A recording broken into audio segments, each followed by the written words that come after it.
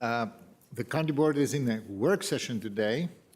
It's Thursday, February 27th, 2025.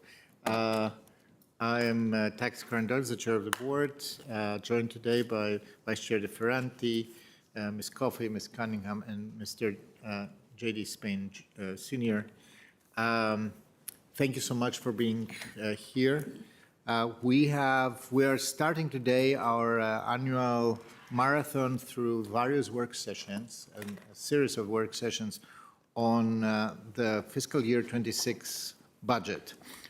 Today on the docket, we have the Department of Technology Services and the Department of Parks and Recreation, budgets of these departments, both very substantial and very important departments for services that they provide to all of us and to all of our constituents. This year, we will organize a little bit different, our work session. Typically, the chair of the board conducts the session or chairs the session.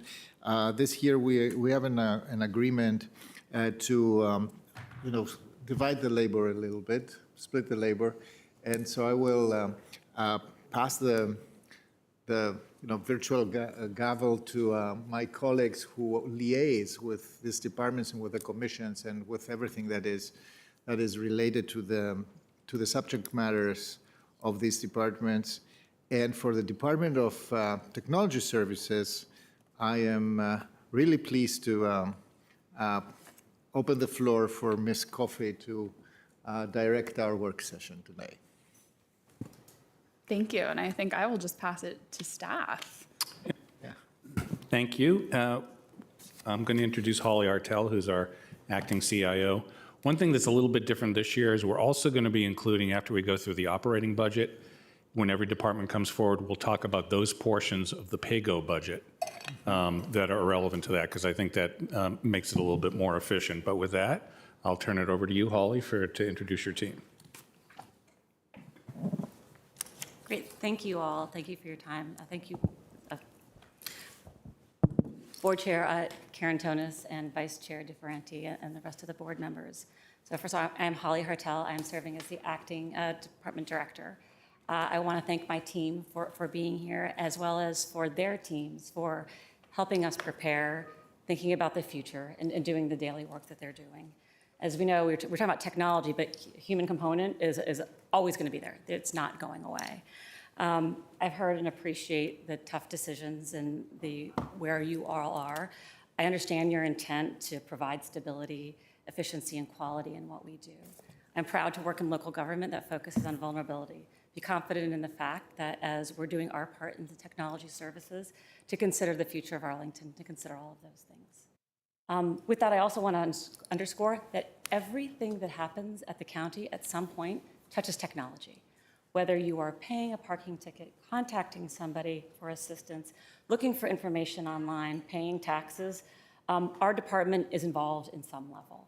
I also want to know that I believe we have an exciting opportunity to talk about both the operating and the capital at the same time, because as you will understand, thinking about cloud, there are shifts that connect the two in a very unique way.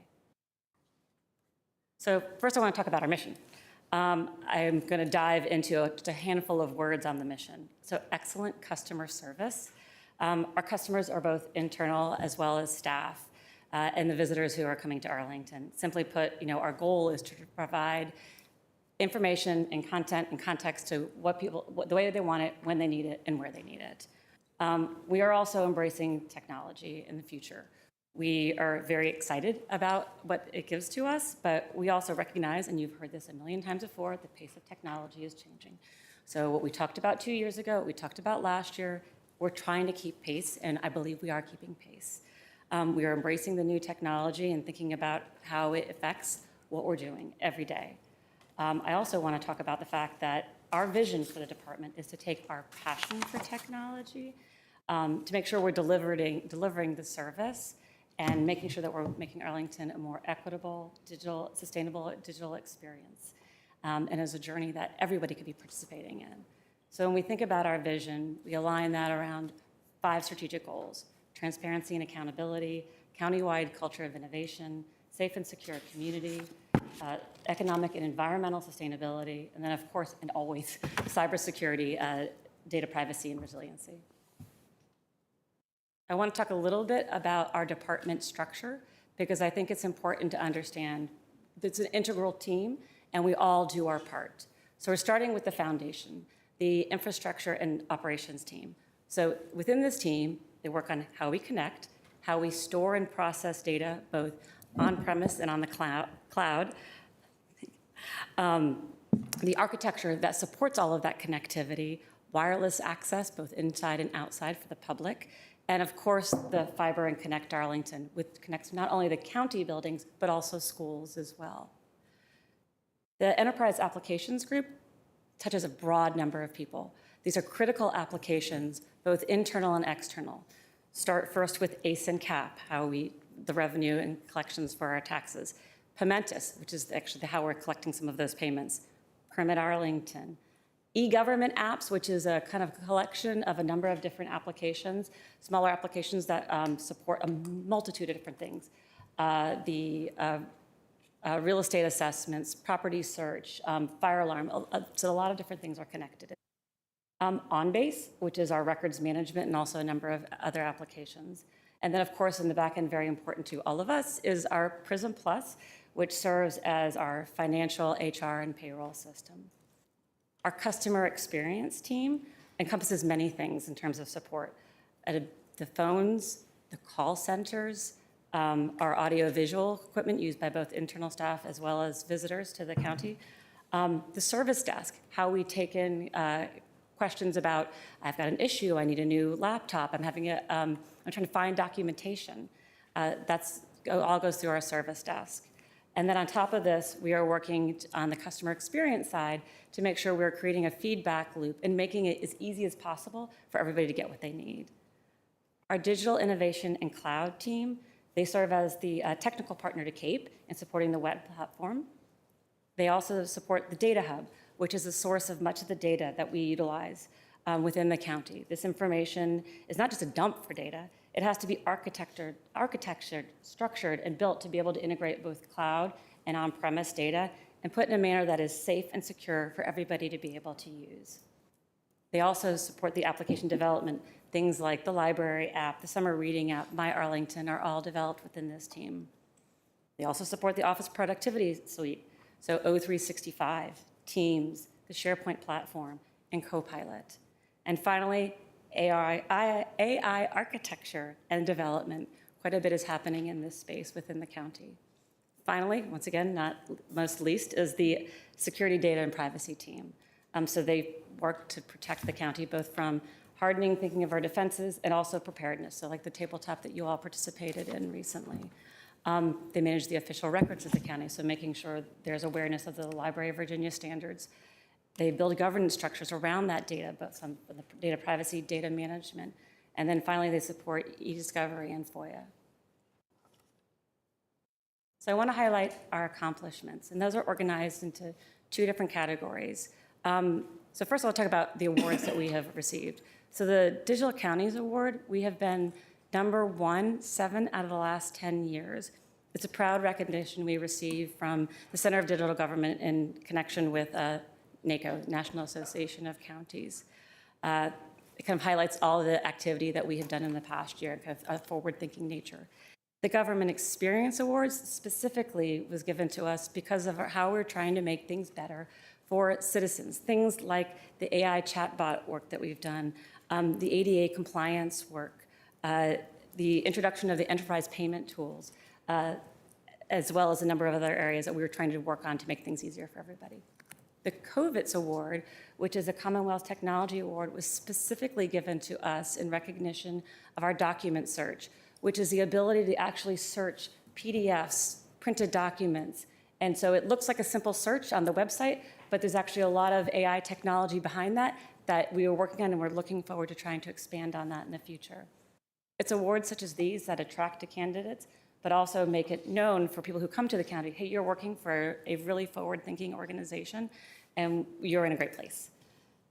In terms of our operational standards on the other side, I think it's important to realize, our goal of what we're supporting it's a lot.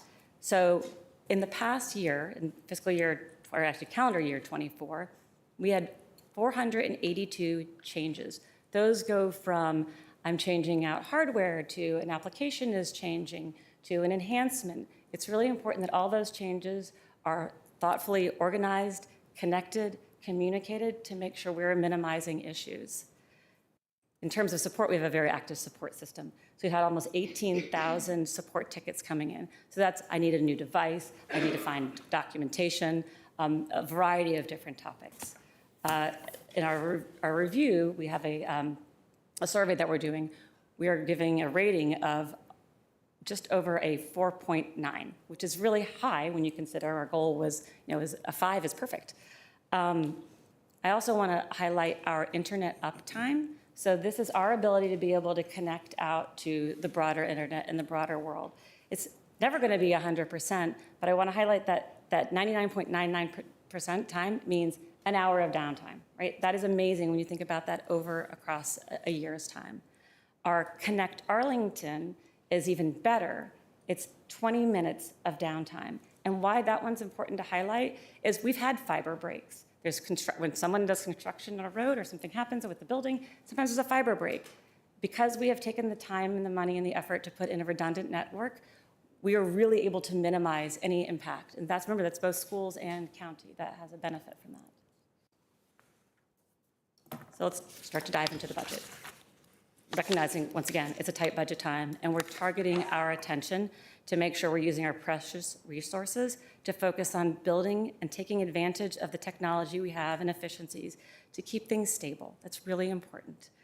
We are also seeking to utilize new tools to provide valuable information to us. How can we extend our workforce with some new technology that's out there?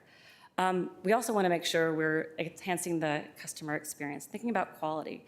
We want to make sure that we're structuring communications that allow users to connect in a way that suits them best, creating a quality experience and a level of trust.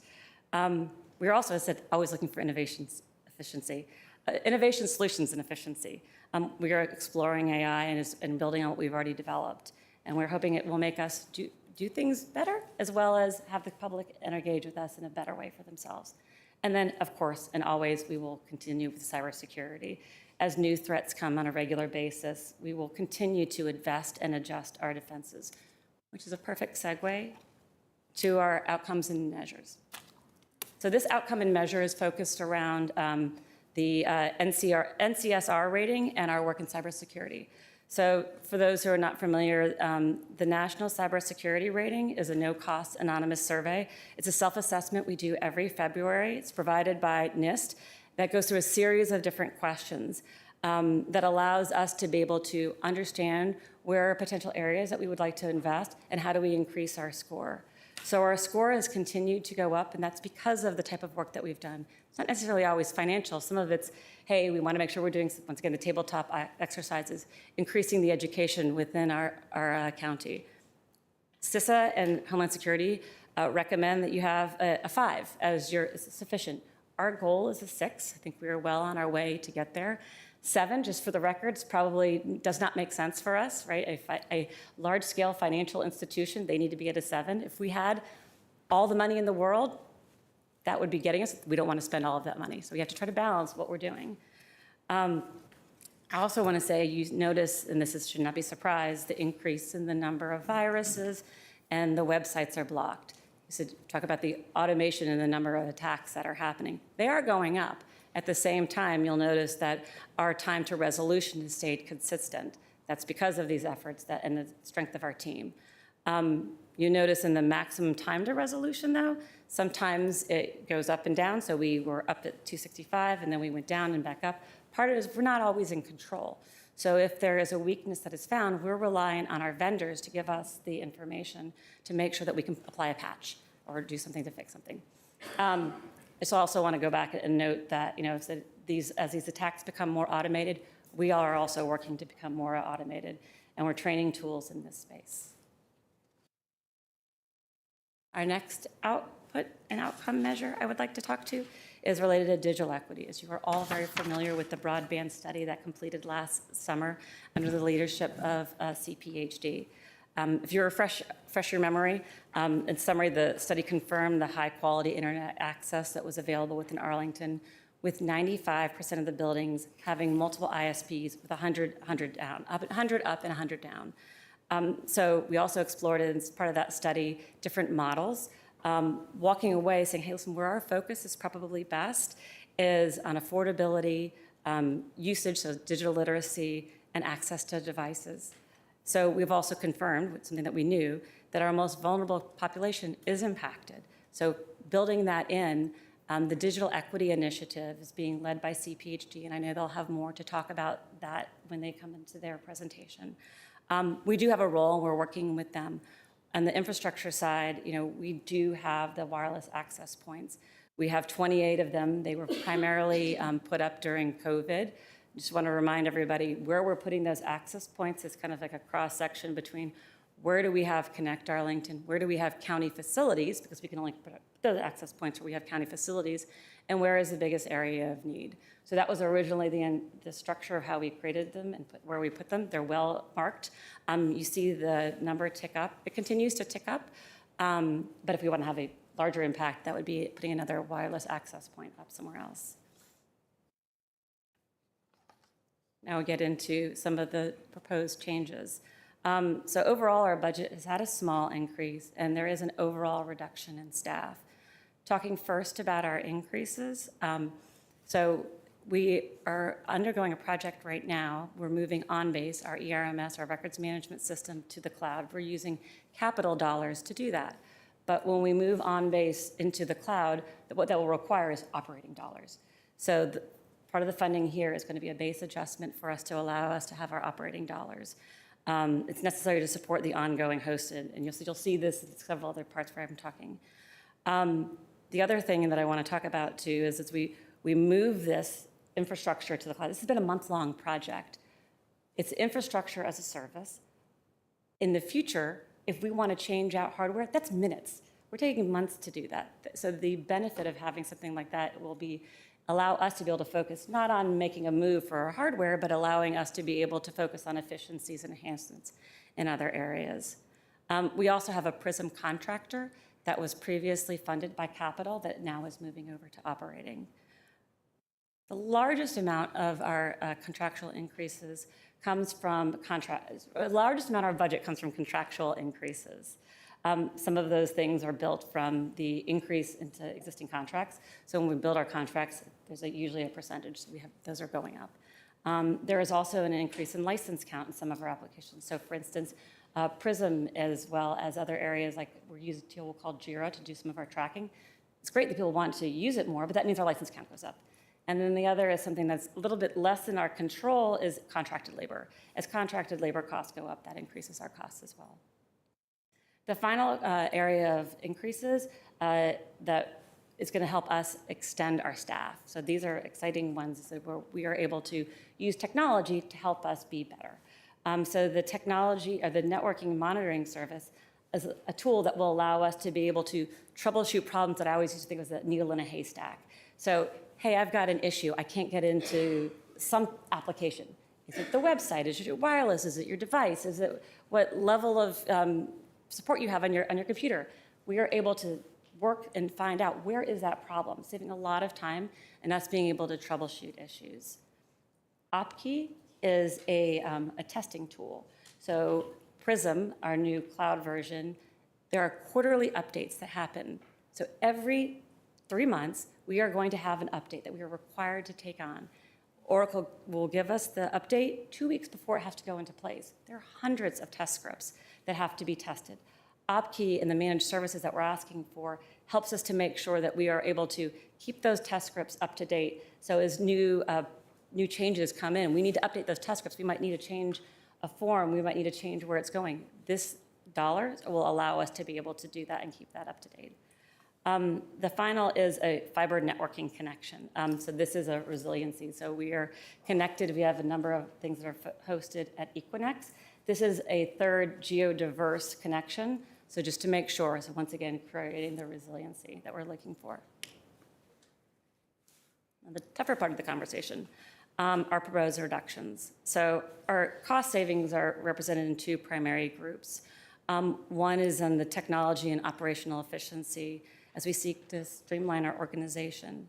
So our phone system, we are recently undertaking a project where we're moving away from the old-fashioned phones and we are moving to Teams phones.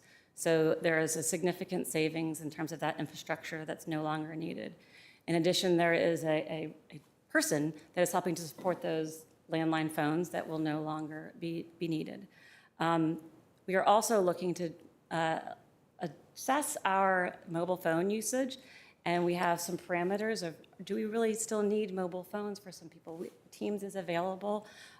What are the expectations of, do you answer a phone in the evening? Are you 24/7? And so maybe we're looking to try to reduce that.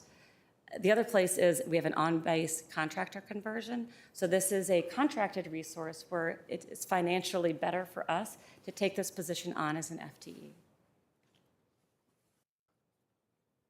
So before we speak to this next section of reductions, so I want to highlight that removing positions is absolutely not a first choice. When we think about what we do at the county, I mean, as I said earlier, we touch so many different things. Our enterprise applications, our network, you can't cut off a section of that, right? It all has to happen. So where we are with our budget, and this is also tied into the move from a capital to an operating, it has an impact on us. So with that said, we took a very strategic approach of what cuts we were making, cutting a layer of management, thus looking to try to have the absorbing of the work, whether it's down to staff or moving up to another layer of management. Overall, that affects 3 of our divisions. There will be an impact. There can't not be an impact. But we are looking to try to assess, and we're hoping that as we transition, we will be able to accept everything. I do feel like, so there's a people side of this. It's hard for us to do that.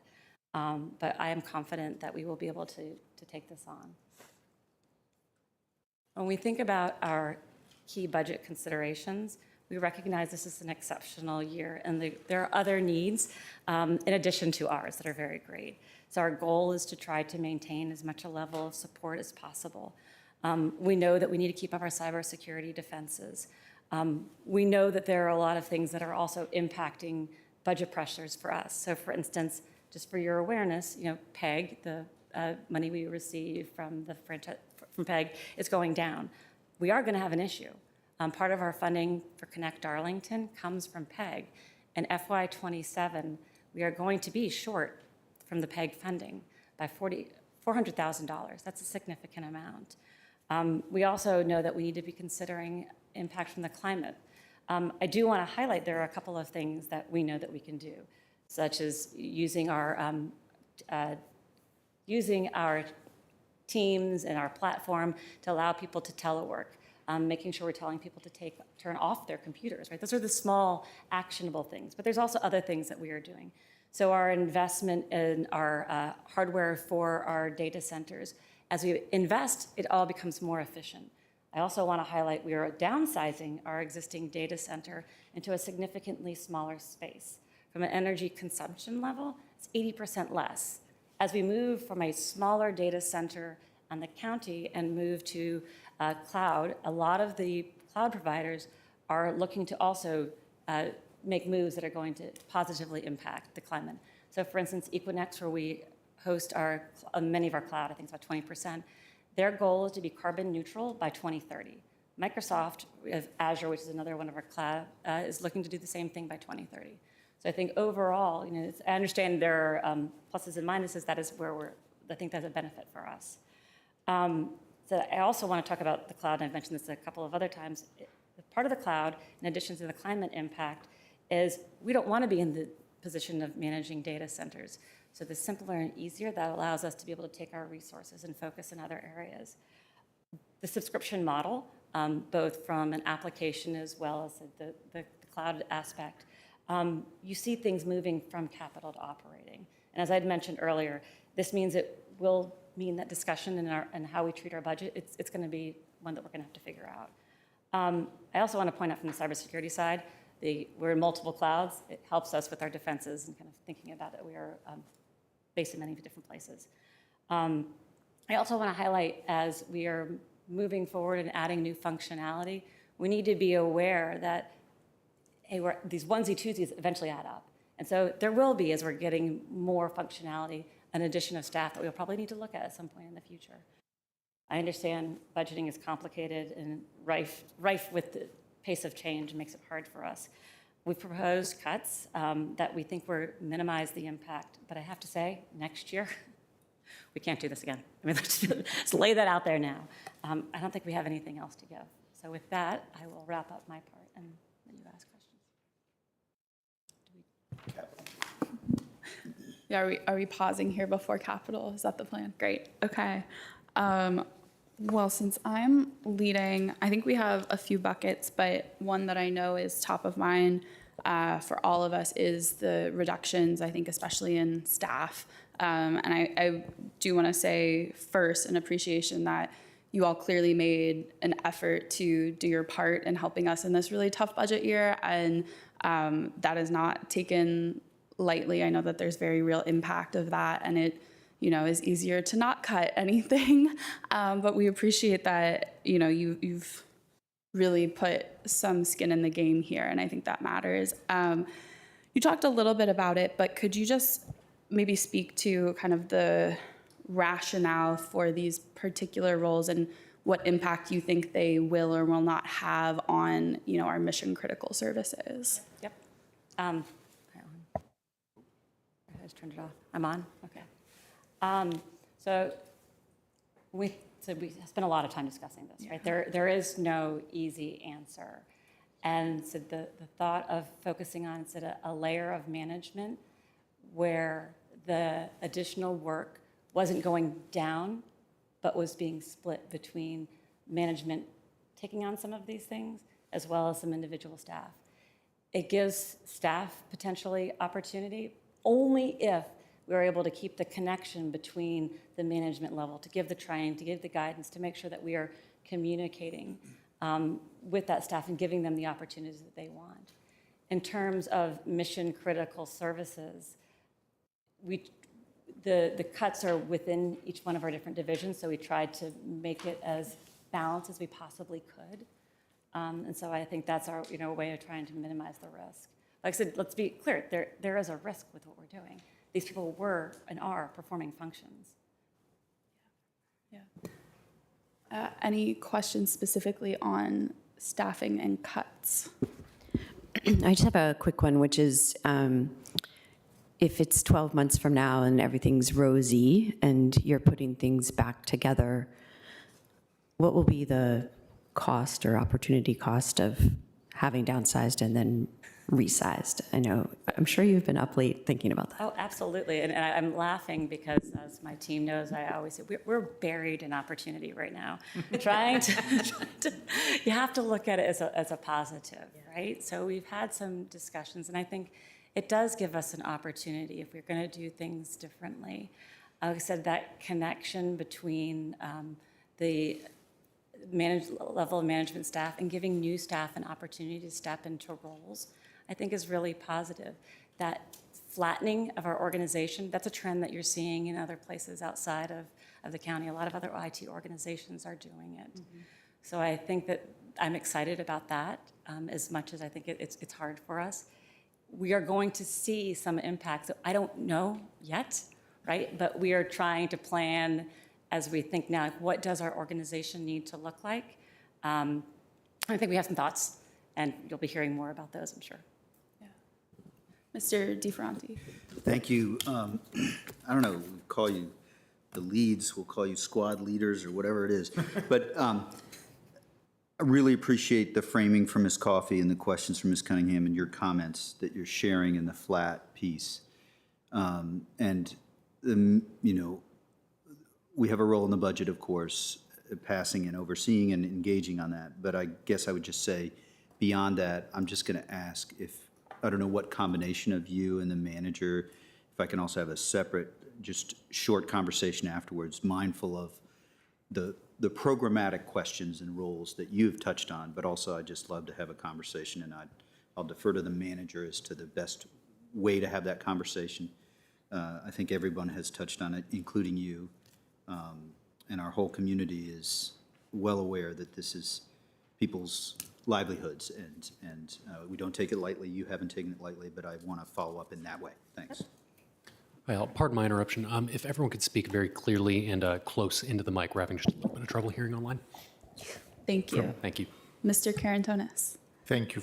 On the PAYGO, we'll talk about higher gain microphones. So it's a technology piece, right? So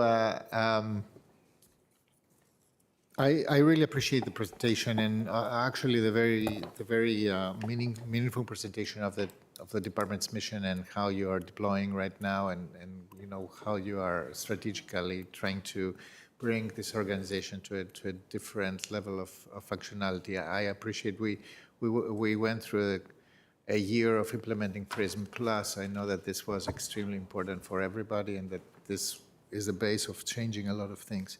One thing that concerns me, besides the jobs that are under right now proposed to be reduced, is the contractual increases, 600,000. Can you elaborate a little bit what's the trend there, and whether we are seeing a higher pressure building up, and whether you believe that it really is worth the money? Do we get better products or better services? Do we gain productivity somewhere else, or is it because we are, locked into systems that we need to use, and now we are, charged without having too much of an alternative?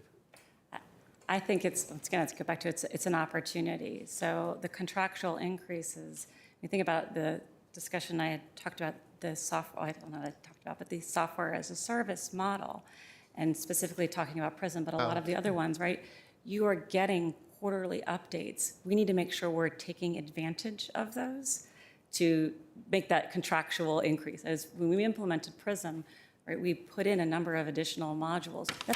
We're going to continue to get not necessarily additional modules, but additional benefits within those modules that we need to make sure we're taking advantage of. So is it fair? Yes, as long as we're taking advantage of it. Right. Can we, if I had to explain to a constituent what they get for that, for example, we have been talking over several years about improving our way to pay, for example, right? Unifying, having a unified payment portals, or at least up here, like we have kind of, every constituent has an account with Arlington County, and everything is there that they transact with a county. Is that still So that is, but we don't pay the Paymentus, the simple way to pay. We're not paying for that. That is a percentage that the company that runs that gets. But it is a benefit for everybody. But that's not part of our contractual increases. So the contractual increases we're talking about the functionality and the productivity of the software products that we use, and now we use in remote computing, in cloud computing. Yes. Okay. Thank you. Mr. Spain. Yeah. One, thank you for your presentation, and I just want to just ask a question as we look at page 10, slide 10, back to our detailed reductions in managerial and related staff. And I just wanted your assessment on security threat levels. Once you lose folks in those certain areas, there does, in fact, become some level of risk associated with that. And I, again, make this assumption that you've done all that analysis up front, but you said something earlier about, you were kind of adamant, we only could do it this year, right? And we don't know what's going to happen in the future. So can you talk a little bit about, how critically important it is for us to not go any deeper as far as cuts in this area, but more what went into the decision making about, as I look at a security operation manager and my thoughts about security and how important that is right now more than ever when, records aren't safe. Right. Can you talk a little bit about that? Just your thoughts. Yep. So first talking about, we have an amazing security team. Let me just say that to start with. And so that team is still here. The ability for them to continue is not affected at all. I have full confidence in what they do. I also think that as we continue and see this through the NCRS rating, we are continuing to improve. So even though we are going to miss that person, I believe that there is not going to be an impact within our security team. Very confident in that, because I understand, like I said, I see and hear, you can't help but hear that this is something that we need to be aware of. And I think I talked about earlier, we are looking at how do we automate more, right? How can we use technology to help us? We are exploring that. And I think that will also help us as well. Yeah, thank you. I believe what you just stated is also the takeaway is that loss of one of these does not significantly impact the mission Right. in and of itself, and I think that's where we need to stay focused. Does the mission still get accomplished at the end of the day? So thank you. Yep. Great. And to wrap up on this topic, I think we'll have plenty more. I know as you're making cuts, you have your own kind of criteria and strategic vision of what you're thinking about. But as a county, we don't have a specific master plan or strategic plan when it comes to technology. Do you think it would be helpful for you all to have that kind of bigger guiding document or guiding vision for technology that, when you're making these cuts, you could be thinking on like a 5-year time horizon of where we're trying to go as opposed to, each budget cycle? So I think it's important that we're part of a bigger document, but part of a bigger document. Because I think when I talked about the very beginning, right, everything touches technology. So if we kind of operate in our own silo, I think that creates it's not an opportunity. This is not an opportunity. I would like to be better connected, right, with what are we doing in different areas so that we have that relationship as well as the understanding of what the needs are better. If we're operating in our own, it's harder to build that connection. Yeah, and I know our technology commission has been a big advocate of, even getting a line item in every department that would reflect what are they doing with technology. And I think, that would help us have a greater understanding of what's happening technology-wise, because we know that human services and DES and everyone has their own systems, they have their own RFPs, and you all present so well on what you own, but you touch far more things than you own, right? So let me say, a lot of that comes back to a couple of things. One, the relationships, right? We have conversations with these people. We do not operate in a silo. So there are regular conversations to help build and understand. I also think we have multiple different touch points in place to make sure that, okay, if you're buying something new, it comes through us, right? If you're doing an RFP, we are involved in making sure that our standards are included. If you want to make a change, you're coming to us, right? So there's multiple places for us to be able to make sure, even though we are our own department, we are in place with everybody else. Absolutely, thank you. The next topic I have is public-facing services. So I'm thinking website, CAP, anything else that you all would like to cover under public-facing. I can start if no one else has immediate questions. I see in the budget book that we're at about 43% of taxpayers using CAP at this point. Do you think we should be encouraging or promoting that? Is there efficiency? Is it easier on staff if we have people go through the online version as opposed to the not online version, or is it kind of equal burden there? I think we have to, as I said, we have multiple paths that we need to have for people to come in, right? Not everybody will be comfortable or able to come in through CAP online, right? But you want that option. You want to make sure everyone's aware of it, but we still need to think about the other options as well.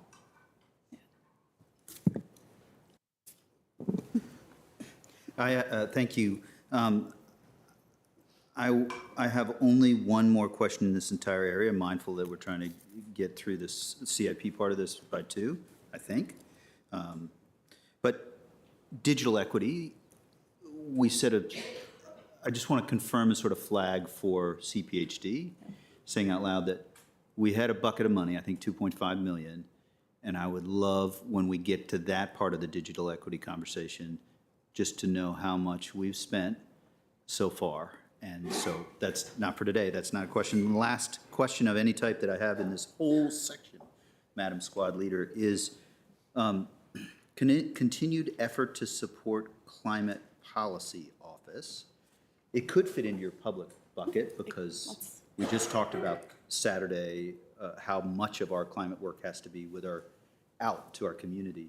Can you say anything more about that that piece of that bullet on your presentation? Yep. As what that would be? So I think there are multiple different angles on it. So the internal staff, the tools that we have provided, I think, help people. And I'll give you a quick example too. You have the Microsoft Suite. We also have Windows 11. Windows 11 just came out with a new feature that helps you, right, walk people there, how to make your computer more efficient, right, and use the battery life better. Well, that's great.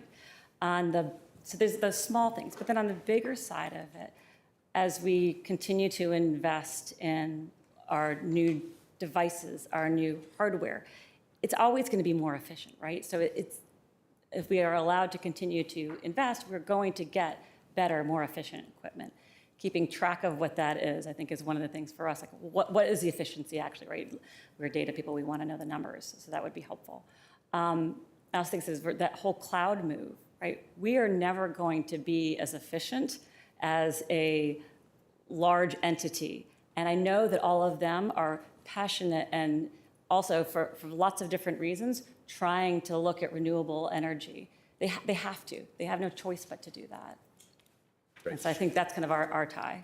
It's fine, and that's great, as long as our cloud systems are not in Loudoun because their tax rate is going down, and that makes me upset.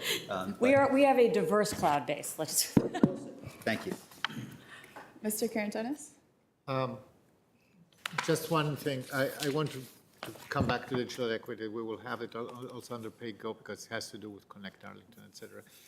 One thing that I was very, very pleased to see is, and it's an accomplishment of your department, is the fact that, we steadily have now 25,000 users on public hotspots. This has been going up. I mean, in the Open Data Portal, it is showing. Yep. And I believe that this has to do with better reliability and better performance. And that is, for me, the segue to ask you, what do you envision to be the next step for that? Where do we go from here? I see a definitely positive trend. We came out from the pandemic, pants on fire, hair on fire to try to deliver the services. At the very beginning, we had a very high uptake of these, and now we see going back there and having very, very high uptake on these services. Yep. It's great. I mean, I'm so proud to walk around and see those signs in different places. We have had discussions of where else we potentially could put the hotspots. And once again, for us, though, it has to be a county facility, right? We are not allowed legally to put it somewhere that we don't have a county facility. But there are active conversations about making sure that But even in this relatively limited footprint, we have 25,000 unique users. And we can have more. Yes, this is what I'm saying. Yep. I see an increment of, double-digit increment every year. Thank you. Ms. Cunningham, Public Facing Services? I had a process question just to understand. Are we going to go through PayGo separately, and sort of from a time management, where are we? Separately, yes. Time management, we're trying to move forward. Mr. Okay. Spain, Public Facing? You're good, okay. But to your question, I do believe we were going to be going through PayGo separately for each division. Correct? Yep, separately. Okay, the next topic I had was cybersecurity, internal data management, all of those fun topics. And my only question is, you mentioned the NCSR rating and that we're aiming to get to a 6. What are the things that we need to do next that we're not already doing that would get us to a 6? So if you want more detail, we can provide more detail. Absolutely. But just say that when we go through that assessment, we, at that point in time, say, this is something that we want to be able to focus on. So an off-site briefing, we can provide more.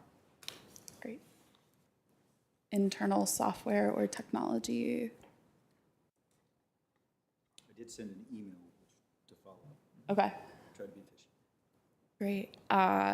Any other open topics of technology before we move to, we're going to have our technology commission chair, and then we'll move to the second presentation. Just echoing the thanks for those who made, to our staff. Ms. Cunningham. I think our commission's going to cover this and build on your question, but I think that idea of cost transparency across the whole organization came up last year, and I think we are eager to have a way that when you review those contracts, somehow there's a ticker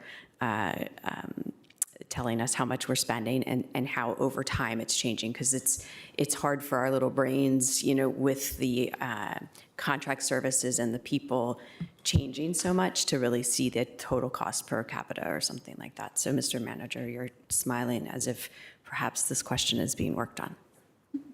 Well, we murder boarded this question, so anything you wanted to add about that? About summarizing costs across the organization for technology? Other than to say that, I love to use the murder board. Other than to say, could we find it out? Yes, but I think it's part of as a definition of what do you include in technology, right? I mean, it's, is a printer included in technology? Yes or no? I mean, it could be. So that's part of it. The other piece goes back to what I was talking about before, is that, we have the structure in place to be able to keep track and know what's happening. And so we feel confident that we are involved in the right places from a governance perspective, from the beginning of the RFP to the implementation to the changes. Yeah, and I think just from a governance perspective for us, we'd like to know where the dollars are going and how it's changing as well. So it doesn't need to be down to the penny and like the printer cartridge or whatever, but some notion of how it's changing year to year, whatever is easiest to measure might be a place to start.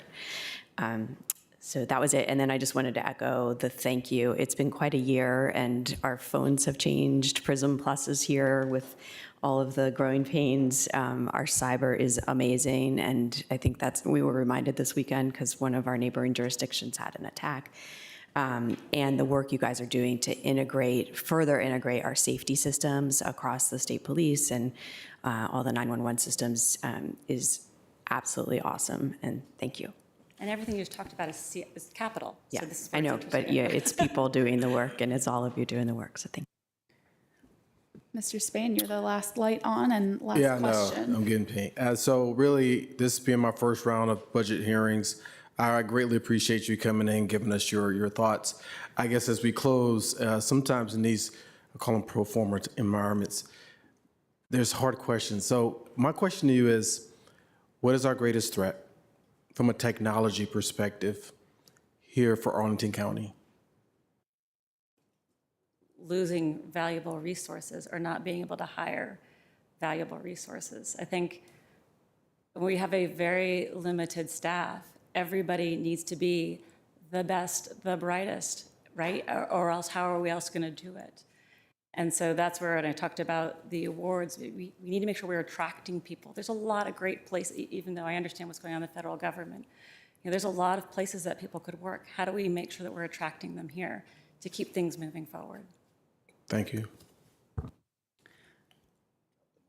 All right, I will invite Mr. John Burke up. I think we've got some room for you on the other side of Mr. Manager. For the capital presentation first. We're gonna do John's remarks and then.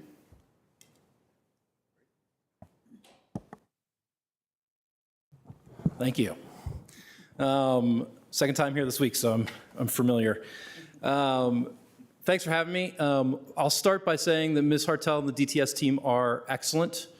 I looked at a budget review a couple of years ago, and I had noted that the DTS budget reflected about 4% of the overall proposed budget. This year, it's 2%. They are doing more with less, and as you noted, they have executed on several major accomplishments this year. I think in budget times, it's tough, especially in down budget years, it's tough, or constrained budget years, it's tough, and we focus on the changes and the cuts. I'm fully confident that the manager and Ms. Hartel's team are proposing the least bad option, so I'm not going to focus on that. What I'd like you to focus you on, though, is the other side of the equation, is the value that they provide. We can help them increase the value of what they provide by setting strategic priorities for them. Right now, they are doing a really good job, but we can notch that up just a little bit more, right? And that increased value, working on the highest priority stuff for us, for the community, will help offset the reduced resourcing. Most of the time, they nail it, but this year we had an example that I'll bring up, which is the broadband study. Broadband feasibility study, ton of great work, ton of great analysis. Loved reading through it as a nerd, looking at the data, right? But it failed to address one of the major questions that precipitated the funding in the first place, which is, in my view, how do we get the most value out of the economic development fiber, the underutilized economic development fiber that's been laid for Connect Arlington? We didn't get very much closer to an answer on that question as a result of that study. And it's because I think we hadn't set a strategic policy priority that drove the consultants and the scoping of that project. We fully endorse all of the digital equity recommendations that they made. It's very thorough. It is very comprehensive. But we missed a little bit on this other very important question to our community. I'll end with two bright spots. Call center modernization, huge success. I'll note that in the budget document, the phrase call center appears 36 times across multiple departments. So I think there's more there. And this is why we recommend continuing with digital transformation. Digital transformation should be consistently resourced because in technology, Mr. Spain, I think the biggest threat is obsolescence. It is a domain where if you're not actively pushing forward, you are falling behind. So we have to keep resourcing that because it creates the opportunities and to navigate constrained budget environments. And then I'll finish with my absolute favorite, which is the performance parking pilot.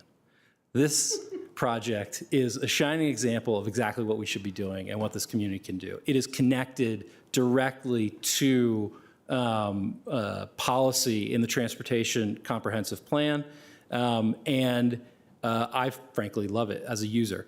The only thing I would say is we need to advertise it more because not enough people know about it. And when we're competing in the region for people's shopping and dining and entertainment dollars, it is a key differentiator for people to come to our commercial corridors and spend their money rather than our neighbors. So thank you very much. And I do not envy your position. Good luck. Thank you, Mr. Burke. And I, too, am a fan of the performance parking initiative. All right, we will turn it back over to staff to go through the capital side of the DTS budget. So I will talk quickly. Great. So we're going to dive into our program accomplishments. So this slide gives you an overview of the activities we've worked on in the capital budget. So I'm not going to go through every bullet point in detail, but I do want to highlight a couple of things. So we've continued to update various hardware, networking equipment, laptops, desktops, significant progress in our phone systems. All of those are out of our capital. So we have transitioned 19 departments, 1,400 plus users to the Teams phone. We're planning to migrate even more this summer, spring and summer. On the infrastructure side, we have completed the installation of Connect Arlington to the new Art Bus facility in Green Valley. We've also supported the interoperability across the capital region by integrating the state radio system, which is a huge milestone for us. We are also looking at rolling out we've also looked at rolling out several systems. We have completed several systems in our life cycle refresh. The land records and some more on enterprise payment for health insurance, retiree payees, and CPHD mortgage payments. And then, of course, Prism Plus. So those are some of the big accomplishments. But some of the things that are still happening that we're working on. So we will continue to work on our network refresh. By this summer, by June 2025, we'll have refreshed all of the devices with the funding that has been given to us. On the Connect Arlington side, we're entering in the construction phase for undergrounding aerial fiber for Arlington Traditional and Claremont Elementary School. And then we continue to refresh our conference room technology throughout this particular building. I also want to talk about the telephone refresh. It kind of tied to the bigger shift, right? So the telephone and our life cycle, we're moving to more of that out of capital into operating, right? So as more of these things are happening, you're going to see that impact. That also says because more things are in the cloud and less hosted, it also ties to our data center consolidation, which we referenced earlier in the conversation. So it is going to take up less energy and less space. 80% less energy will be used in a more efficient location in our data center at a location to be determined, or not mentioned, I guess. I think this slide gives you a highlight of kind of the broader sense of what our hardware and software looks like. I think it's important to recognize that you could see the counts of the expected lifespan for the equipment. I want to highlight a couple of things. One is why some of this will increase. So for instance, our wireless access points. Mr. Carantonis had talked about this. Also internally, we have tools that could tell us, hey, where are there breaks in our connectivity from wireless? And now we can actually increase them and make it better. So these are new tools that we didn't have before that actually make things better for everybody.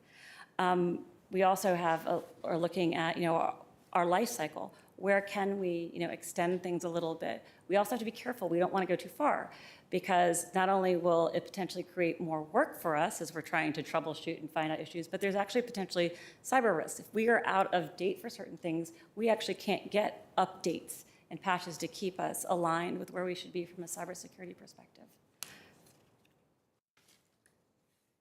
So our capital budget is a little over $5 million, primarily out of pay-as-you-go, which is our workforce device modernization, servers, AV, and Prism Plus enhancements. And then Connect Arlington, and then some related to our application services. So it's a 41% reduction compared to what was adopted in FY26, and there's a few key reasons for that. First, as we get closer to the fiscal year, we can refine and get a little bit tighter. As I said, technology is constantly changing. Prices are constantly changing, so we're able to recognize some benefits as we move closer. Second, once again, the theme you'll continue to hear, as we move towards the cloud, some of our expenses that were falling under capital are no longer here, so that's going to cause our capital costs to go down. And then finally, we're being realistic. What can we actually get done? So there are some projects that maybe we'd planned on that are shifting a little bit. So that's kind of an overview, but let's talk specifically, very quickly. So I said our hardware refreshment program, you see the $2.9 million in laptops, desktops, and device support to make sure that everything is in good repair and keep us in compliance, to make sure, once again, we are up to date on software and firmware and we don't run into security issues. The $1.2 million will continue to keep our network up to date. The $434 million is a purchase for a new server for hardware and storage. The server hardware and storage and the network, you'll see, so as we move to the cloud, those will also go down. And then $100,000 will allow us to update AV. This is primarily in constituent-facing conference rooms. We are looking to make sure that we're using the data usage to identify what are the best and most used conference rooms to try to replace. And then also thinking about the technology that we're using and putting in place.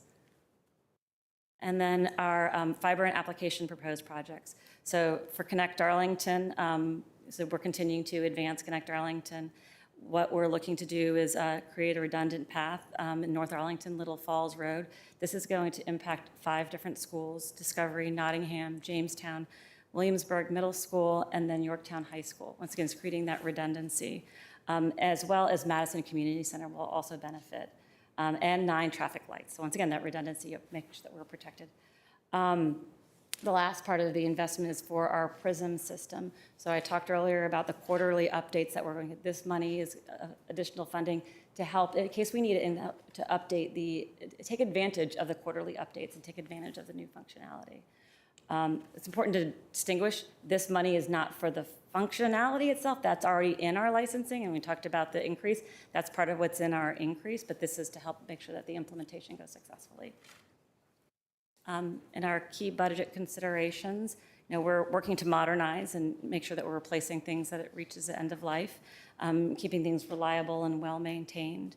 We're navigating the capital to operating. It's a theme that we need to work on. So we're seeing this in a trend, so both hardware and applications across all of our technology. It's going to require us to pivot. And then ultimately, we're aiming to manage this transition in a sustainable, carefully balancing ongoing refresh cycles with day-to-day operational demands.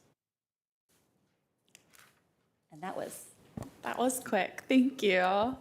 Noting for my colleagues that it is 2:03 now, we'll start with questions on capital. Capital and PAYGO. Mr. Karantonis. Thank you. Two quick questions. So Connect Arlington is pulling for the third year in a row. I believe it's the third fiscal year in a row now, almost $1 million for maintenance, et cetera. Last year, when we discussed that,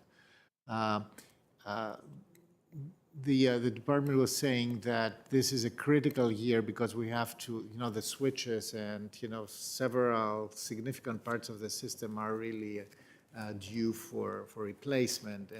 And I guess this happened already this year. Do you anticipate that this will continue, or what drives the constant draw of $966? I remember $1,000 every year. Yep. So I think part of it is there is going to be a maintenance part, right, that's going to continue. But then there's also, and some of that is not funded through here, it's funded through PEG. But then the new projects, right, what I just talked about, that's what's going to be continued to be funded. Right, because I hear Mr. Burke on the issue of what Connect Arlington can do, and we have Barcroft, et cetera, where I believe that we have to discuss more about what the system can deliver. Second question, 2 years ago, we definitely departed on having everybody on mobile devices, right? So is there any non-mobile device left in the organization? So no, traditional desktop. Oh, so there are still some desktops for different purposes. So that, depending on what type of need the individual has, some people need to have a larger, is that what you're asking? Yeah, what I'm asking is the following. The idea was that desktops had a longer replacement period, and laptops are, more vulnerable. Yes. So do we know a little bit how this plays out now in real terms? Because this is now the first generation, or of the first cycle that we will be replacing these. So I think we're definitely getting a better sense of that, and I think we're looking to see, well, can we extend the life of the replacement a little bit longer? And so we're diving into that. But the plan is to look at that starting next year. Okay, thank you. Ms. Cunningham. I had a question about how we decide what of these big projects gets capitalized as a bond versus PAYGO versus in the operating budget, and how does that happen? I can answer it's part of it is the lifespan. So the PAYGO is, I think, 3 to 5. The short term is 5 to 7, and then bond would anything that is longer term. Longer than the useful life. Yes. So Prism Plus, for instance, is the useful life of this upgrade, I guess, short enough that it ends up in PAYGO? Not sure.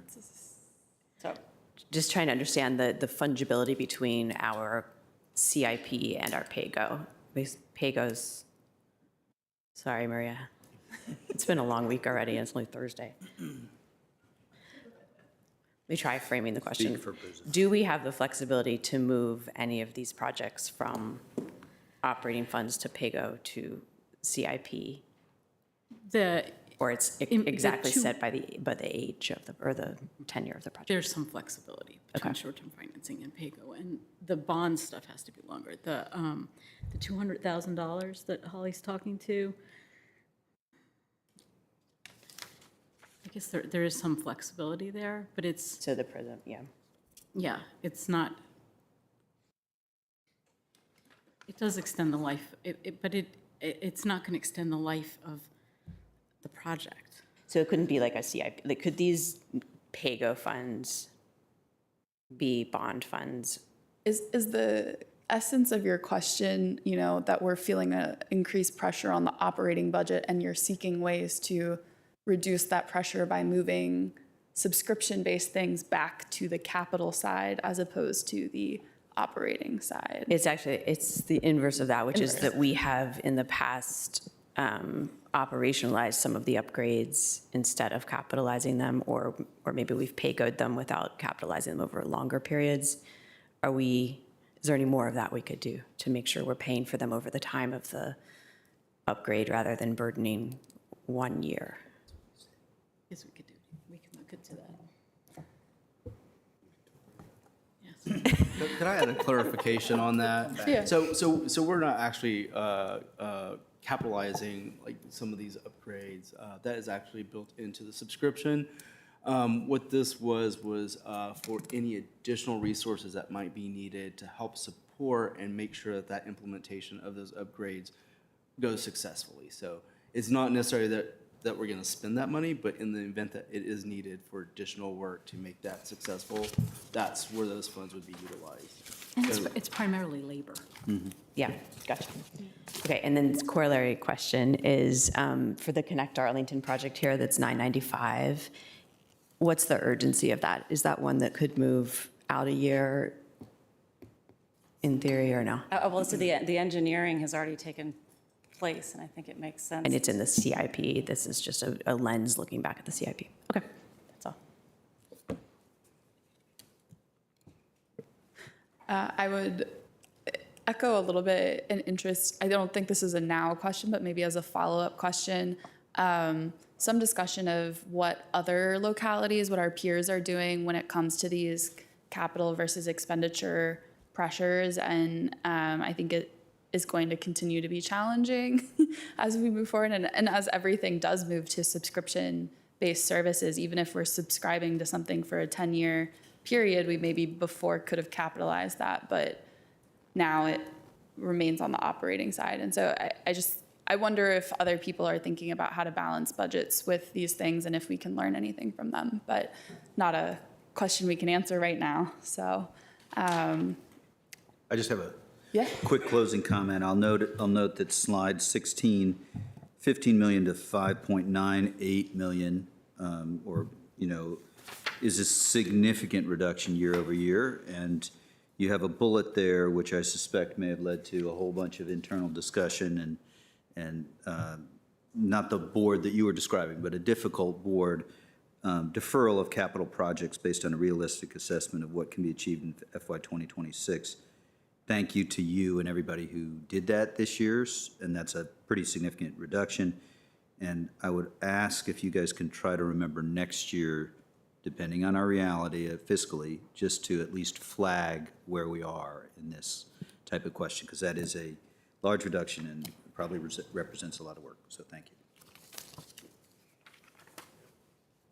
Okay, seeing no more microphones. My last comment is on the Connect Arlington and the fiber network funding, and kind of goes to some of Mr. Burke's comments about, the broadband study and what are we doing and what's the strategic goal of. I remain interested, if we're gonna spend this money, on understanding kind of if we can get other users to pay us for our fiber network, if it exists, and even if it's a small amount of revenue or a small number of users, if it is in some way positive revenue, it seems, if we're gonna spend the money anyways to do this, that we could capture some return, but I don't know if you have thoughts on that. Of course I do.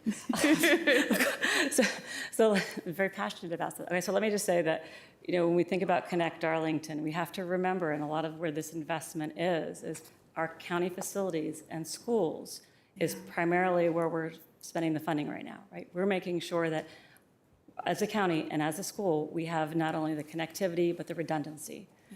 That the 864 fiber or the economic development fiber, it is there, it is available. I think the JBG money that we got, right, that is a positive. I don't remember exactly how much we spent on the 864, but I think that 3.5 million we got from JBG is not insignificant, right? And so then to have this fiber in our back pocket, I mean, I would not sell, I would keep it for where it is. It's a great asset for us, for whatever we know. I will also say we have a dark fiber license agreement we're happy to entertain. I feel like the county attorney has been, we've did the JBG agreement, they did an agreement with schools, so there is flexibility in the agreement. We have had people who have expressed interest in understanding where our dark fiber was through an NDA. We really haven't had anyone pursue that. So I don't know that that need is what we think it is. Yeah, which I think was part of what was expressed in the broadband study itself. So, okay, DTS questions going once, going twice. I'll throw it back to Mr. Chair. Thank you, Ms. Coffey, and thank you, everybody. I think this concludes our work session with DTS. Thank you so much for coming today and for presenting and for bearing with us with all the questions and the ones that are going to follow. Thank you so much. Thank you. So short recess to change to our DPR presentation, the Department of Parks and Recreation.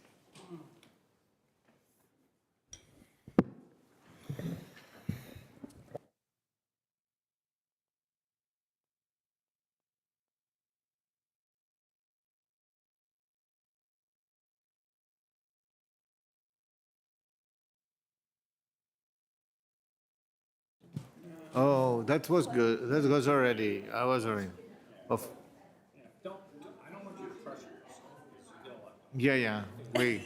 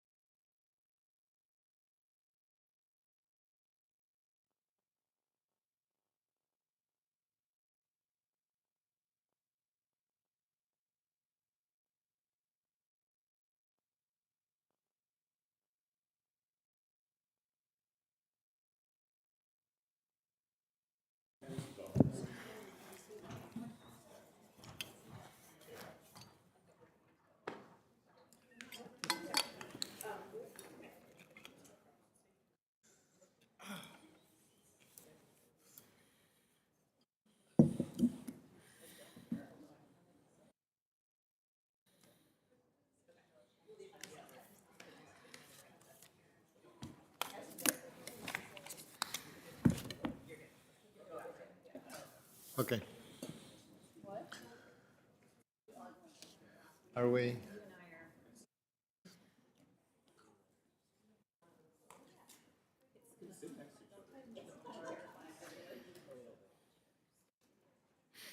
Yay.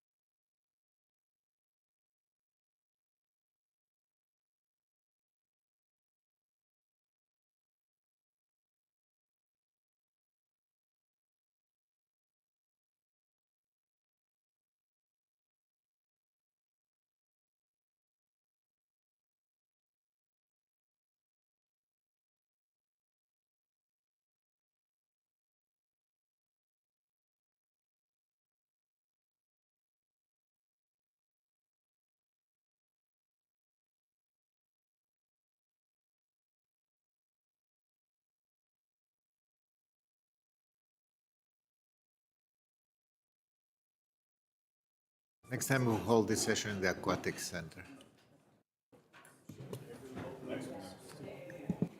Let's do it. Yeah. That would be so fun to do the next one at a community center next year. Yes, well,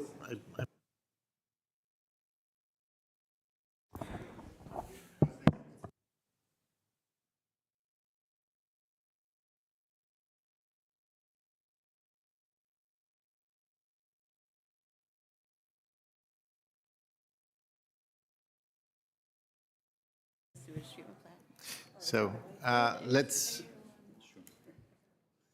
All right. Mr. Kushner, are we on? Okay, excellent. We are back from a very short recess.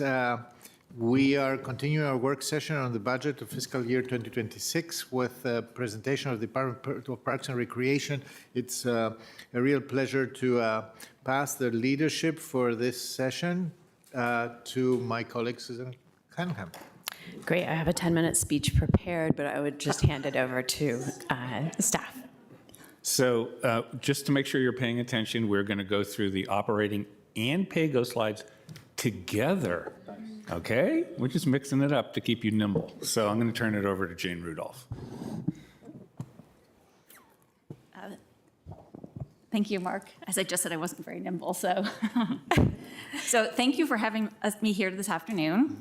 Before I start, I want to introduce some of the DPR leadership team that we have that joined me today. We've got Nikish Jordan, our Athletic and Facility Services Division Chief, Mike Simmons, our Parks and Natural Resources Division Chief, Cheryl Johnson, our Community Recreation Division Chief, is joining us virtually, and Jerusalem Solomon, our formidable Parks Public Relations leader, is also here. I also want to thank Keisha Holland, our DPR Finance Officer, for helping me get prepared today. She's sitting with me right now. And I also want to thank Brittany Canny, I think she's in the audience, for her support and hard work as we've been short-staffed in the finance office this year. I'm also joined by Eric Beach, our Planning and Development Division Chief, who's going to present the DPR capital slides today.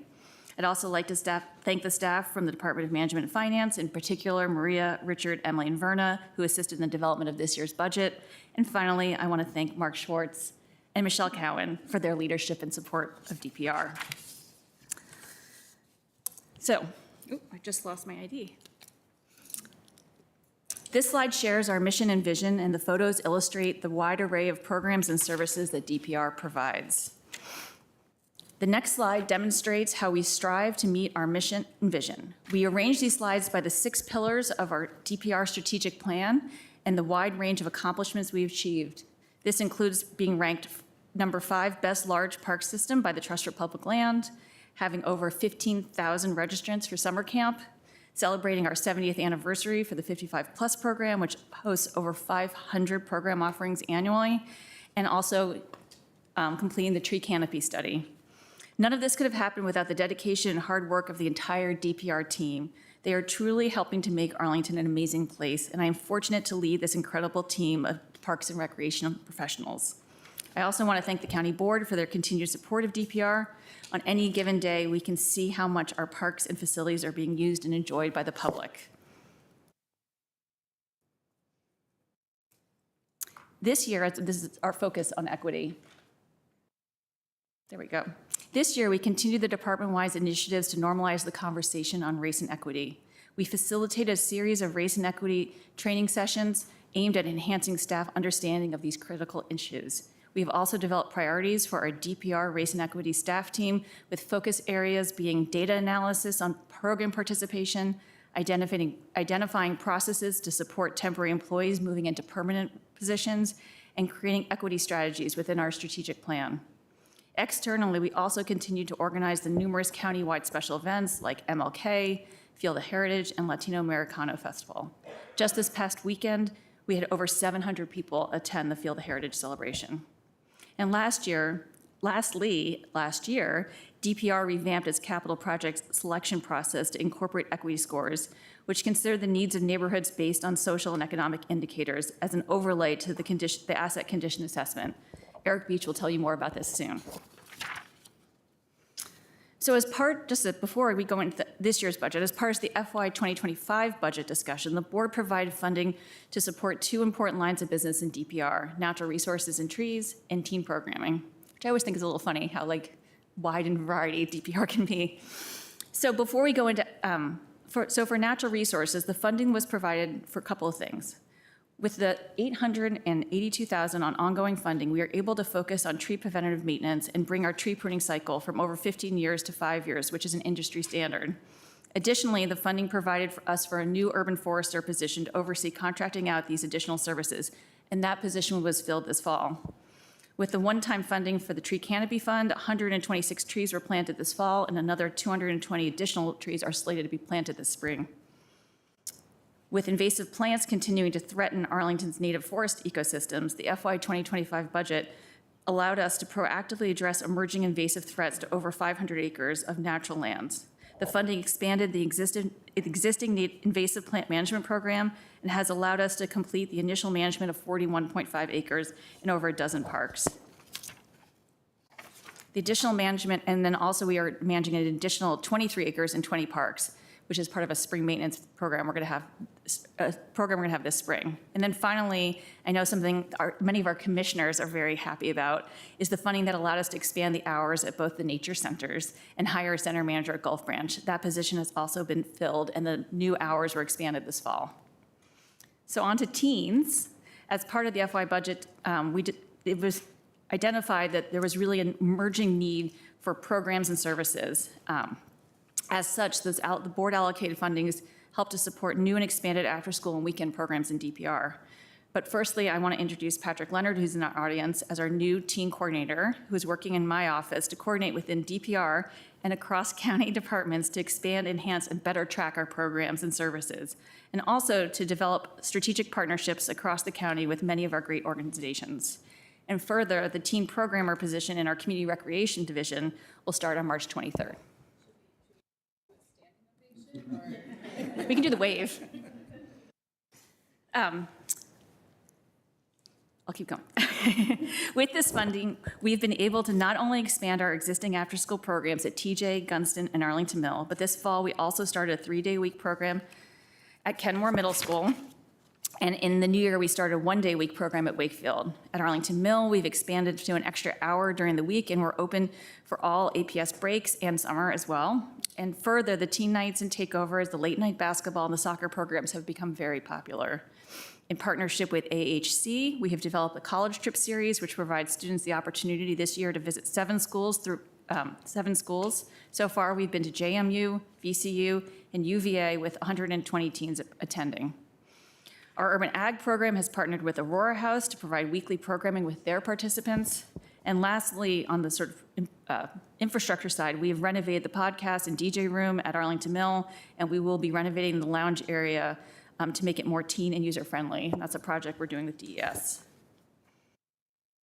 To focus a little bit on our performance measures, last year, DPR revamped our performance measures to recognize the importance of accurate data collection for informed decision-making. I want to highlight our therapeutic recreation program, which provides accessible therapeutic recreational opportunities for individuals of all ages and social, emotional, physical, and cognitive abilities. April Rosenthal, our TR unit manager, is joining us today. Kudos to April and her team for all their hard work.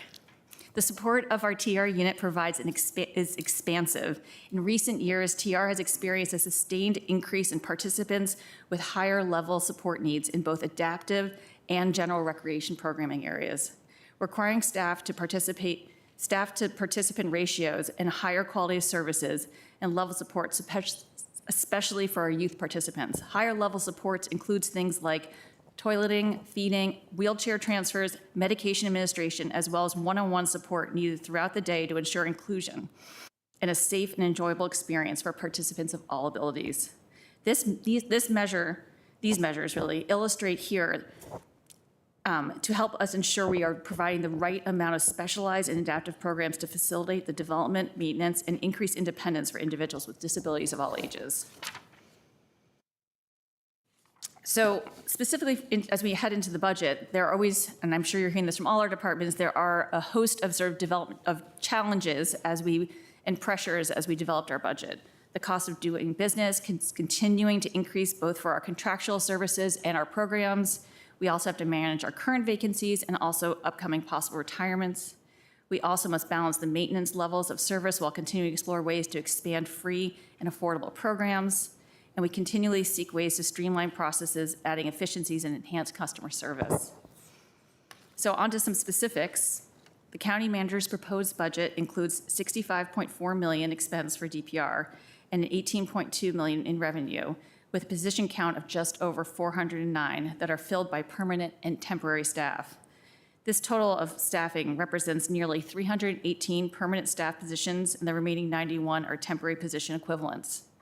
The proposed budget includes a reduction and elimination of positions, resulting in a net reduction of 1.74 FTEs.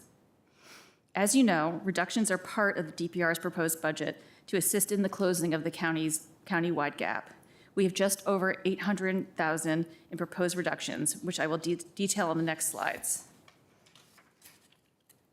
So the first one is the temporary freezing of the deputy director position. This position has been vacant since August 2024, and the responsibilities of the deputy have been redistributed among staff. Currently, there will be no impact on the DPR program or the community. The next is a temporary freezing of an administrative assistant at Lubber Run. This position also is currently vacant, and as we currently are staffed at Lubber Run, we do not anticipate any service reductions. The next is temporarily freezing 4 positions that are in drop at Parks and Natural Resources. The proposed reduction would freeze 4 positions in forestry, athletic field maintenance, park service area units that will become vacant as those employees exit drop in the next fiscal year. Freezing these positions will result in less frequent park maintenance, and the impact to the urban forestry could include longer review times for development plans and longer response times for service requests. This reduction proposes the closure of the Madison Preschool and the elimination of the associated staff. Historically, the Madison Preschool program has been a 5-day-a-week program. Unfortunately, the program has experienced increasingly low enrollment over the past several years, and as a result, the program was reduced to a 3-day-a-week offering. Currently, there are 5 participants, 3 of which will be entering kindergarten in the fall. The remaining participants will be offered enrollments at Carlin Hall or Arlington, which are our other half-day programs. We have 2 positions associated with this reduction. 1 position is currently vacant, and for the filled position, that will be with the filled position, there will be a vacant spot in our broader preschool program where that individual can land.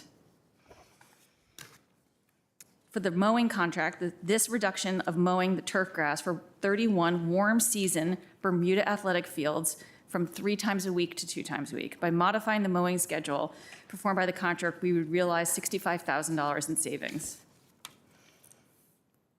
The next is the elimination of the funding for Northern Virginia Conservation Trust. Annually, Arlington County, along with other jurisdictions, contribute funds to NVCT for the programs that serves residents who currently have conservation easements on their lands and have an interest in placing conservation easements on their property, as well as other activities around the county. The elimination of this funding may result in NVCT staff layoffs or redistribution of work in Arlington.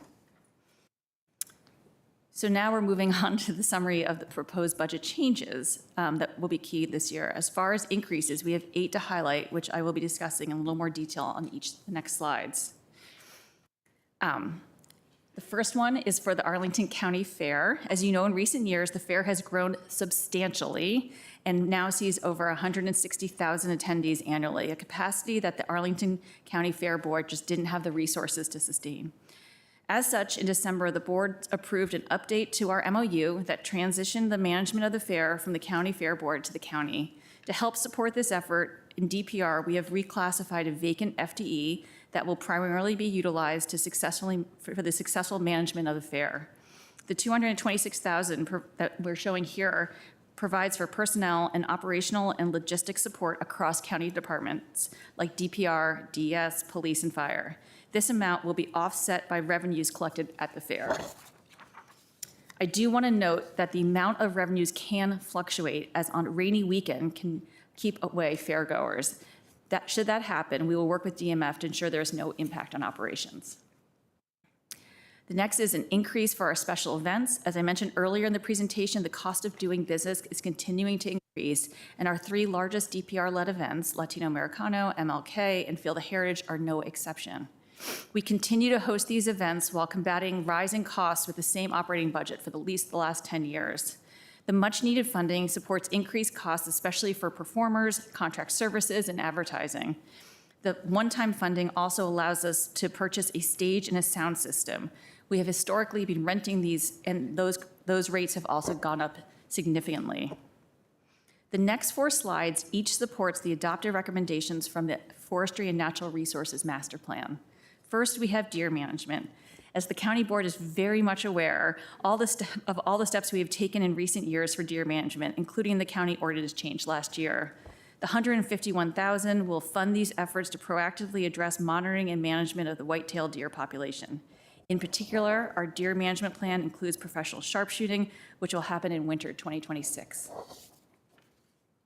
The next is for invasive plant management. In both FY24 and 25, we were given $100,000 and $300,000 respectively for invasive plant management. As I've talked about before, the acreage managed using one-time funding in those years for the initial suppression phase of management. The additional funding this year of $100,000 as part of the FY 2026 budget will continue to support these efforts.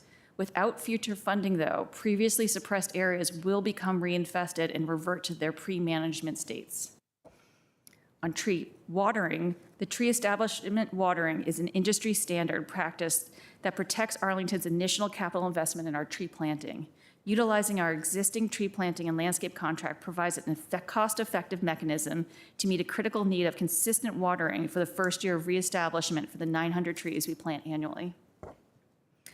And then on the tree canopy fund, this allocation of one-time funding first for the $190,000 supports the provision for free trees and tree planting services to provide private property owners via the Eco Action Arlington's tree planting program. Additionally, $50,000 is allocated to Eco Action Arlington for their continued tree canopy equity program. And then on to Longbridge. Our Longbridge Aquatics and Fitness Center continues to be a highly utilized facility with over 3,000 active memberships and nearly 100,000 pass swipes, generating about $3 million annually. Since its opening, Longbridge general operations and programming costs have been subsidized by Boeing's contribution. With several years of operating under our belt, we have established a solid baseline for what we believe future years' operational costs will look like. Based on the initial projections, we would exhaust the $10 million Boeing funding in fiscal year 27. As part of this budget, we are recommending stretching that funding through fiscal year 2030 by having a slower spend-down schedule. There is a 75-25% split between county net tax support and Boeing funding for fiscal years 26 through 29, and then in fiscal year 30, that split will be 90-10.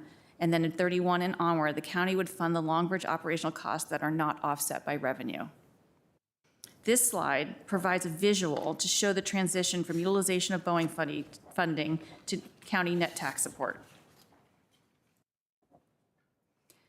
So on to revenues. The budgeted revenues for fiscal year 26 are just over 18.2 million, a 1.3 decrease from FY25. And that net decrease of about 248,000 is primarily attributed to that decrease in the Boeing funding. Our fee reduction program continues to grow and be successful in ensuring fees are not a barrier for our participants. Already in fiscal year 25, we have exceeded our 1.1 budget and provided 1.3 in fee reductions for over 1,100 unique households. Due to our expanded and target outreach, we anticipate increased utilization in this program, which is reflected in the 697,000 adjustment, which will bring our anticipated fee reduction budget to closer to 1.8 million. We continue to have revenue challenge due to many of our fees remaining unchanged or having nominal increases in recent years. Many fees being lower at the lower end of our cost recovery model and increased program costs. To realign program fees in accordance with our cost recovery model, we began a comprehensive review of our fees as part of the fiscal year 25 budget development, focusing on fitness classes, sports, and camps. This work has gone slower due to the vacancies in our unit, our finance unit, but I do hope to pick it back up again this coming summer. For fiscal year 26, we are proposing a 10% fee increases for classes, programs, camps, sports, facilities, passes, and memberships. This increase will generate an anticipated 1.5 million in additional revenue. These changes have been advertised as part of the fiscal year fee reduction resolution. Sorry, not reduction, just fee resolution. Excuse me. This slide illustrates the dollar impact of the 10% increase across some of our various programs. As you can see, the impact varies greatly as some of the increases are the lower end, such as rooms, facilities, court rentals, while other offerings like some of our year-round, highly intense programs like competitive programs like gymnastics and aquatics have larger impact. As always, to minimize our impacts to our participants, fee reductions are always applied. With that, I'm going to pause and turn this over to Eric Beach, who's going to walk us through our capital slides. Thank you, Ms. Rudolph. Good afternoon. As Ms. Rudolph introduced, I am Eric Beach, the Park Development Division Chief with DPR. I would like to get some thank yous in also. So I'd like to quickly thank Brittany Canny, Tim McIntosh, and Robert Capper, who helped pull the DPR annual budget together for us. The department's overall annual capital budget request for fiscal year 2026 is $3,329,000, which compares to an $8.5 million request in FY25. With much of the difference from last year being the inclusion of partnership funds as part of the Kenmore Middle School synthetic turf conversion project. The FY26 request is divided into three categories: $1.68 million in PAYGO, $1 million in short-term finance, and the use of $600,000 in existing bonds. The proposed PAYGO number differs from the adopted FY26 number of $2.167 million, which is a difference of $479,000. This reduction is due to a combination of limiting funding for feasibility studies, utilizing existing funding for equipment replacement at our community facilities, and shifting of some funds at the design phase for Cherrydale project, which I'll talk about in a few moments. Next slide, please. Our first two requests are annual line items, one of which is $182,000 for the capital asset manager. This is the position that reviews our assets, provides critical information for the formulation of the CIP, and manages our trail and bridge program in the biannual CIP. The Parks Field Fund is a fund where the annual fees assessed to the sports teams playing in Arlington are deposited and then sent from the and then spent from. In fiscal year 2026, we anticipate that fund to be $273,000. Next slide, please. As I have shared in the past, we sometimes have a table that has list out all of our assets and things that we manage, but DPR maintains thousands of assets throughout its park system. These include playgrounds, restrooms, trash cans, benches and tables, anything you basically see out in the park system. I'm going to take a moment to expand on how we manage those assets and prioritize our renovations to our infrastructure. As we have talked about previously, DPR conducted an asset management study several years ago that evaluated every item in our park system. The conditions of every item in a particular park were looked at cumulatively to create a park condition assessment. Each park was then set a condition assessment on a scale of 1 to 100, with 100 being a new park and lower scores indicating a need for renovation or of a park or replacement of an item. As we were completing the asset management study, DPR used this simple condition score as it was being developed as the basis of our decision-making to set our funding requests for our park replacements. However, we want to bring additional considerations other than just the remaining useful life of the park or item. Over the last 2 years, using examples of what other cutting-edge communities are doing, DPR has developed a new approach that adds an equity factor to our formula. We choose 4 categories from the race and equity dashboard, which are greatest ethnic diversity, the greatest household density, the greatest number of children, and the lowest average income, and it evaluated every census tract in Arlington for those characteristics. Formulas are created that brought those 4 characters together and then equalized it to the same scale as the park condition assessment of 0 to 100. Neighborhoods showing a lower equity factor are those that may not have received as much investment for historic, geographic, or process reasons, and these neighborhoods provide the greatest opportunity for investment in closing potential equity gaps. The condition assessment and equity factor were then combined together to create our new assessment. The idea is that the Arlington neighborhoods with the greatest ethnic diversity, greatest household density, greatest youth population, and lowest income levels that have parks in poorer conditions within those neighborhoods should be a priority to receive funding for park renovations. As we have gained experience with this approach, we can use this data to help answer such core questions as who benefits, who is burdened, and others to prioritize our investment. Next slide, please. There are 3 new requests for this year's annual capital budget. The first being $500,000 for the design of improvements at Cherry Hill Playground. For anyone familiar with this playground, you will know that the playground has severe ADA issues that have not been addressed while the equipment and retaining walls continue to age. DPR believes it has figured out a way to address the access and safety issues and be able to proceed with the project. The second request is for $733,000 for Douglas Park Phase 2, or the east side of the park. In previous budget approvals, DPR has started the renovation process on the west side of the park, and this project will continue that work on the east side to replace aging infrastructure, improve site circulation, and stormwater management.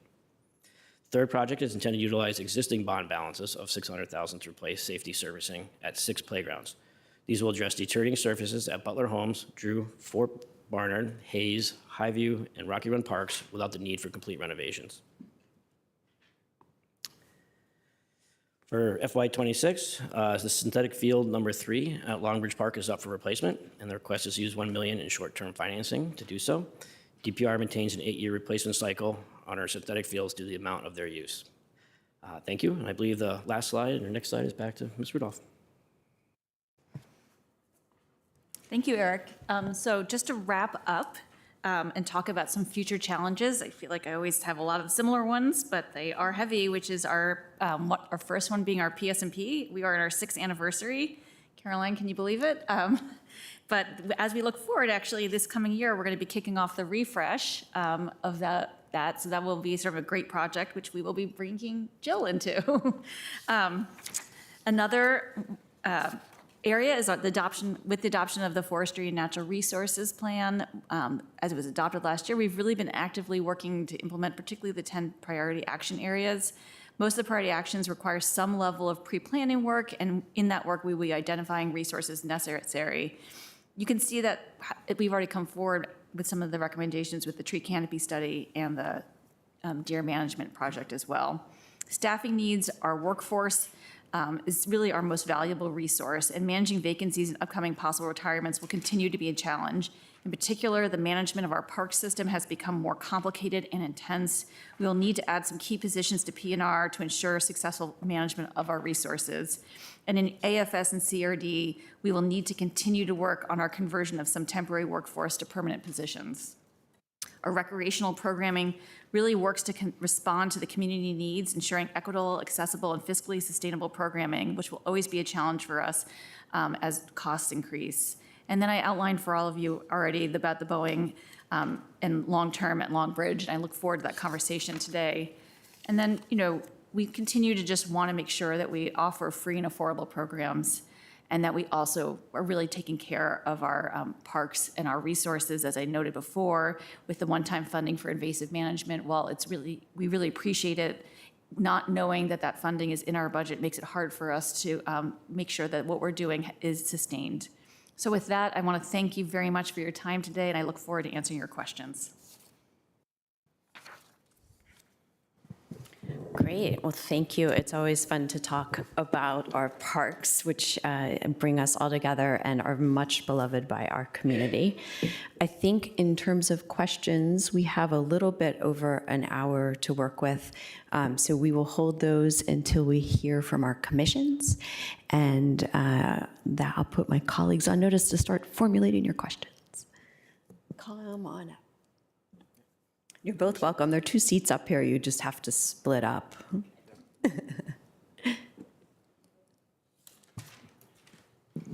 Can you hear me? Yeah, and if you'll introduce yourself, that would be terrific. Thank you. Honorable Chair Karen Tonis and distinguished members of the board. My name is Jill Barker. I'm the chair of the Park and Recreation Commission. I'd also like to introduce the vice chair, Gary Scheners, is also in attendance. We will follow up these oral comments with a written letter after our meeting tonight with the DPR staff. Our written comments will likely include comments on the DES budget, which is not yet published in detail, reflecting our consistently expressed concerns that DPR and DES work closely to collaborate on natural capital issues. Excuse me. We are very pleased that the county manager and DPR prioritize services for at-risk youth and children in the budget, including funding the 2-year pilot for the teens into its 2nd year. We are proud that the DPR staff successfully increased enrollment for students in summer camp that need subsidies to attend. And because the nature centers serve the same population, we are pleased that the staffing is fully budgeted for that. Consolidating the Madison preschool program with the other county programs is efficient and acceptable, but we caution against any general reduction of services of those types for people who might need them. The 10% fee increase for park and recreation activities is reasonable, especially because the county is committed to making sure no one is ever turned away for the inability to pay. We encourage you to maintain this policy and keep it in place, especially because federal workers who lose their jobs might be qualifying for the subsidy under the terms of the policy. We acknowledge the need for budget austerity, and we are comfortable with the proposed cuts of the DPR workforce on a temporary basis.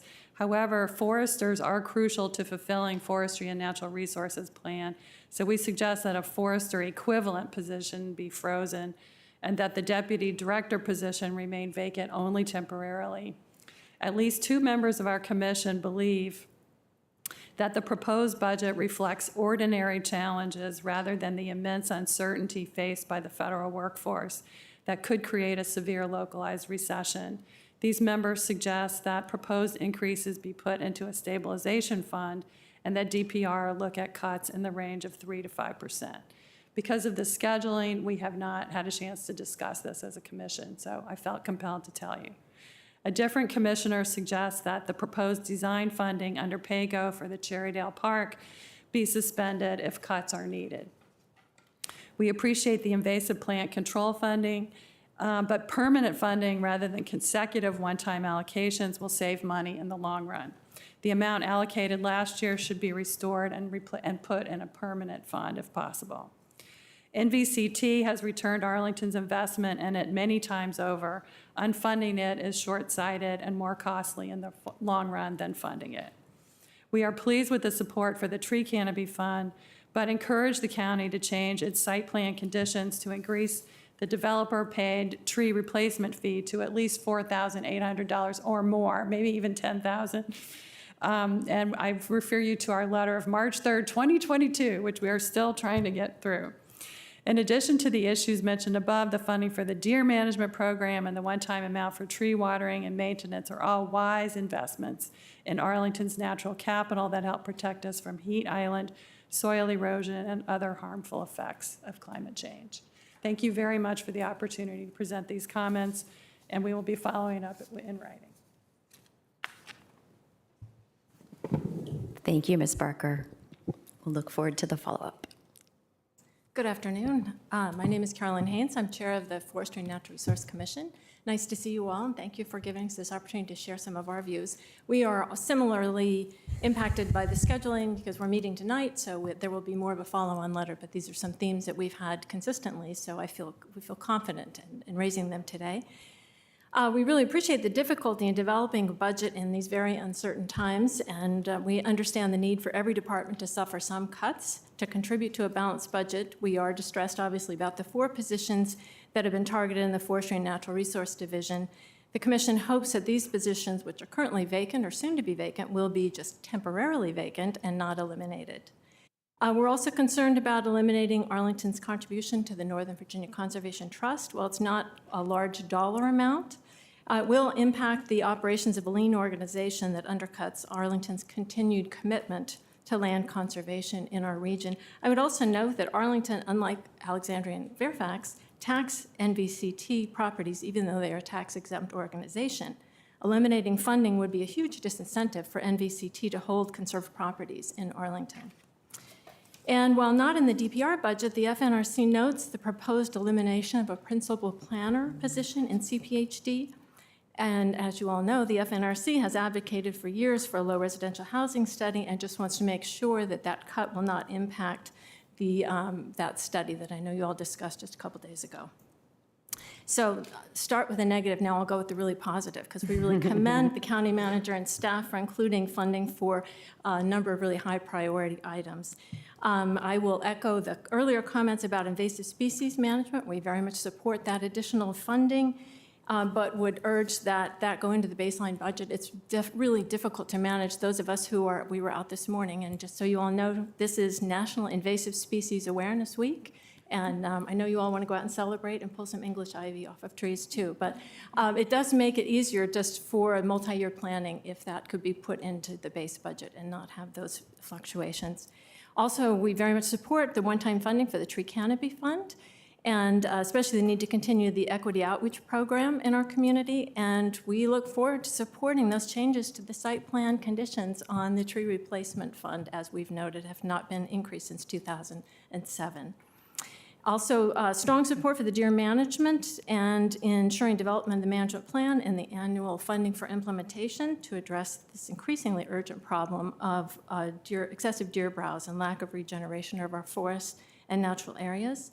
Also very much support the tree watering and maintenance. Want to make sure that the health and longevity of trees once planted are able to thrive through consistent watering and maintenance.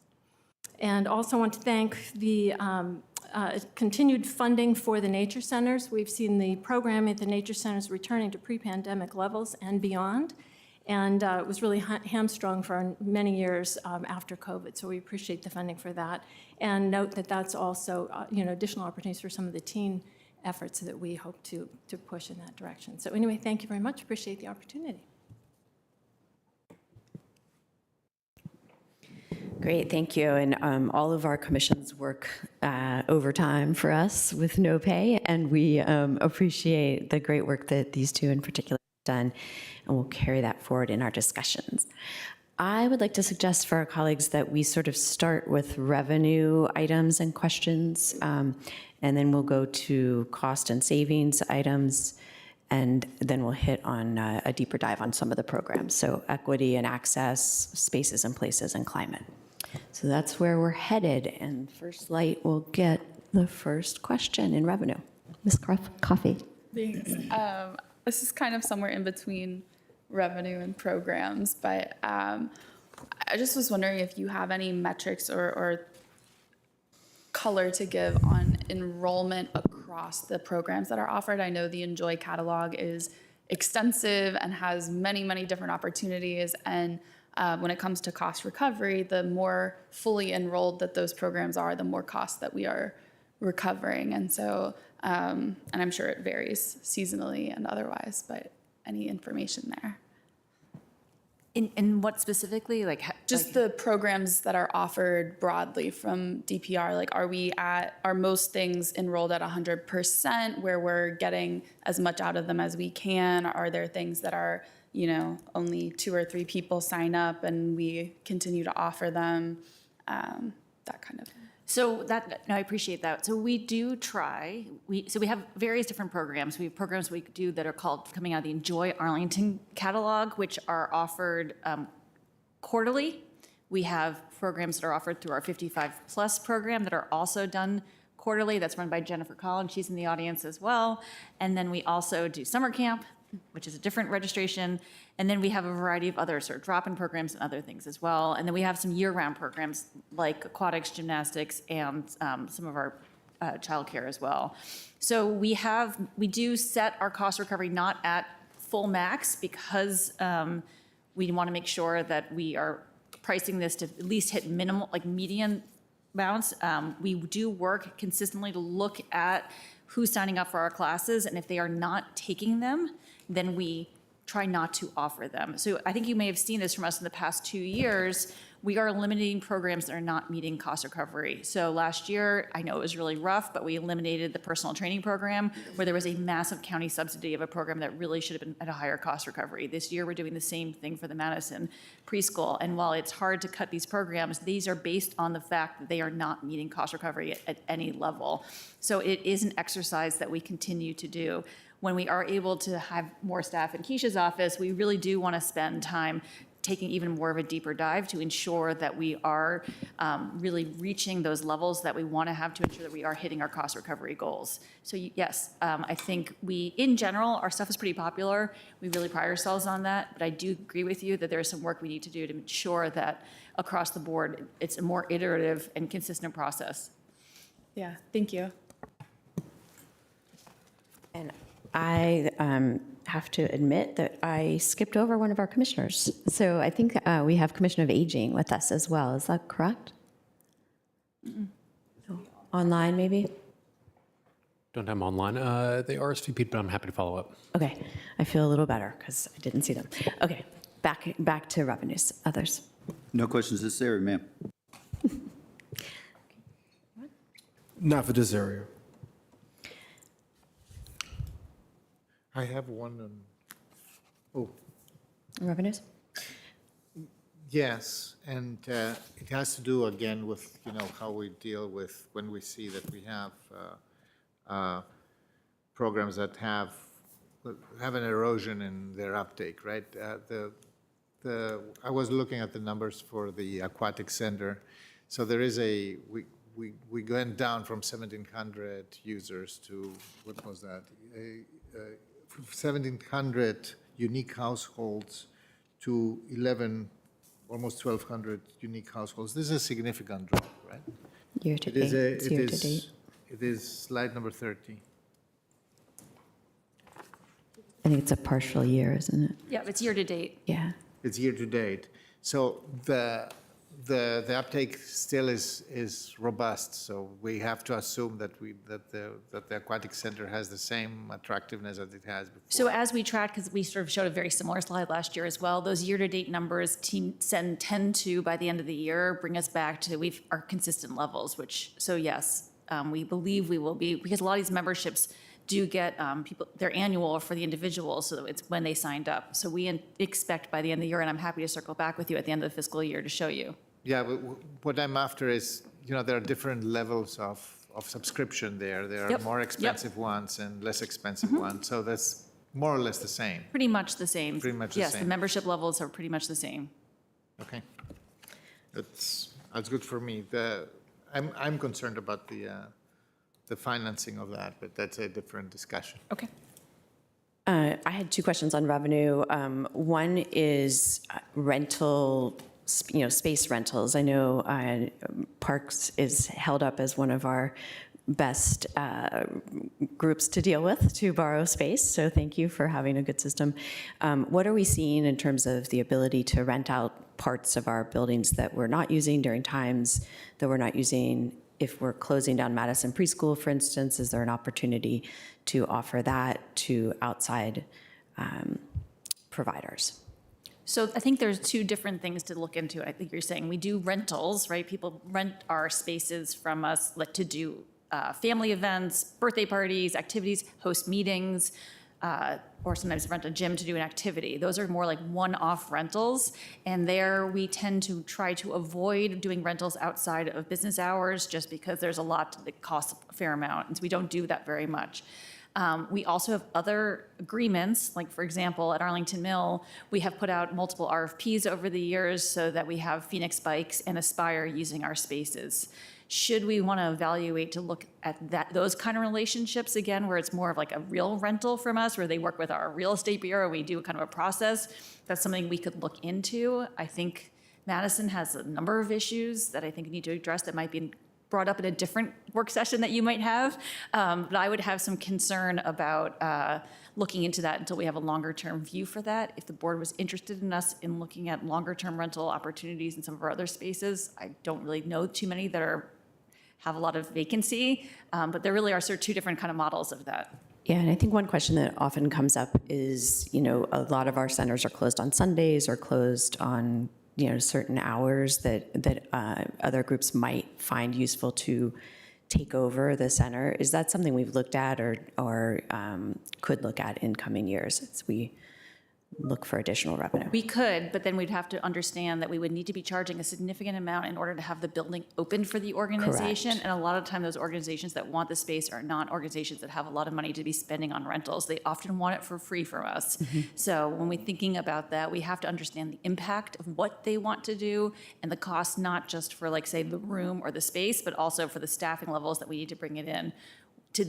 Similarly, it's not that easy for us to always just identify staff to come in on a weekend. We have staff laid out for shifts in our buildings already as it is, and I can't just say that we always will have someone available on a Sunday to come in.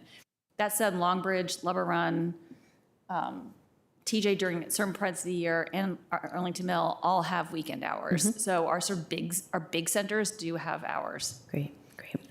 And then the other question was about federal funding or just federal implications, both on the potential of lost revenue or the need to do more fee reductions, and on any grants and that sort of thing that are in the mix here. Can you just say a note? We do not receive very much federal funding. We have received some earmarks for our capital projects, which Eric can speak a little bit about, but that is the only area where, as a department, we receive federal funding.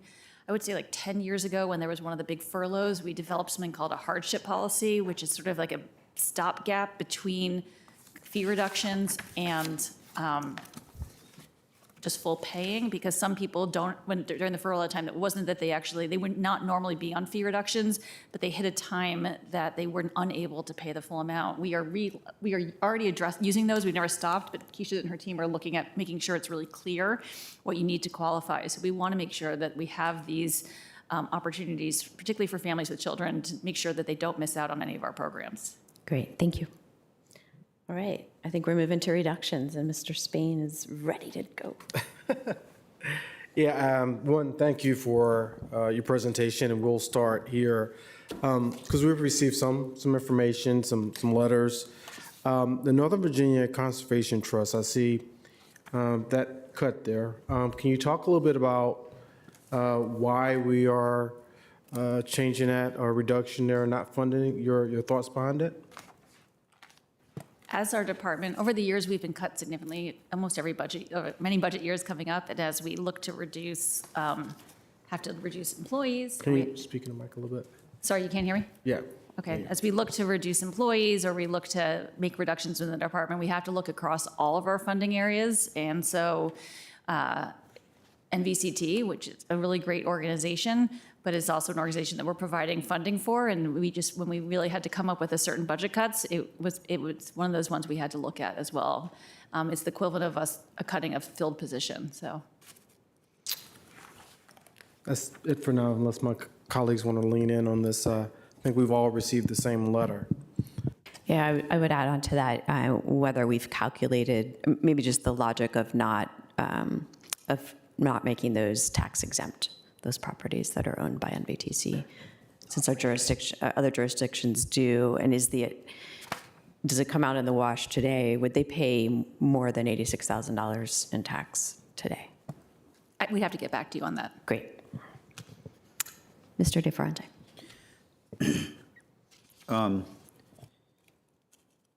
On the Conservation Trust, I look forward, we've all received invites, and I would actually look forward to if we could, a breakdown of the $86,000. As a policy matter, I do not support a tax exemption for conservation easements because often they go to our wealthiest neighborhoods and our wealthiest properties. And that does not pass the equity test, in my view. We should do conservation, absolutely, but we're a different locality than Fairfax. And so for me, I'm interested in one-time funding to try and address at least part of this. That will not be universally popular, but I also, where the discussion gets helpful to me is breaking down the annual 86,000 to what the cost of the T-borough, the property that we dedicated, what the cost of each of the functions. There is also an intangible significant benefit in Richmond with the partnership, and I've read those pieces, but that's where the conversation for me is most beneficial. And sorry to say it, but I'll just say it. I'm happy to engage much further. I know I will hear from our board members, and so hopefully that gives a little context, just being transparent. My biggest question in this area, I think we're onto the second of your buckets. And so my biggest question in this area has to do with slide 29 and Boeing. So if we could put slide 29 up. And this is a question, I'm not sure whether it falls for you, Ms. Rudolph, or the manager, or how it fits. I'm all for, I mean, we're about to be in fiscal year 26. So given what's happened the last month, I'm interested in seeing if we can shift that balance, or the policy arguments underlying shifting that balance so that we would have additional funding that would mean a shorter tail of fiscal year 30 or fiscal year 29. But Keynes, we are in a fiscal contraction that is painful. And so I don't want us to be just saying, oh, we don't have to worry about this long-term ongoing obligation all the way until 29 or 30. But I do wonder if we could shift back from 75% to 50%. And I'm not sure if I'm missing something conceptually on this. No, you're not. I mean, I would just say that I'll call it, you can build the glide path however you would like, as steep as you would like. Yes. This was our proposal, and I think that's perfectly appropriate. And we can provide options Yeah. of that to show you different versions. And that's helpful. I mean, I could go as much as 25. I would not start now because I think it's important.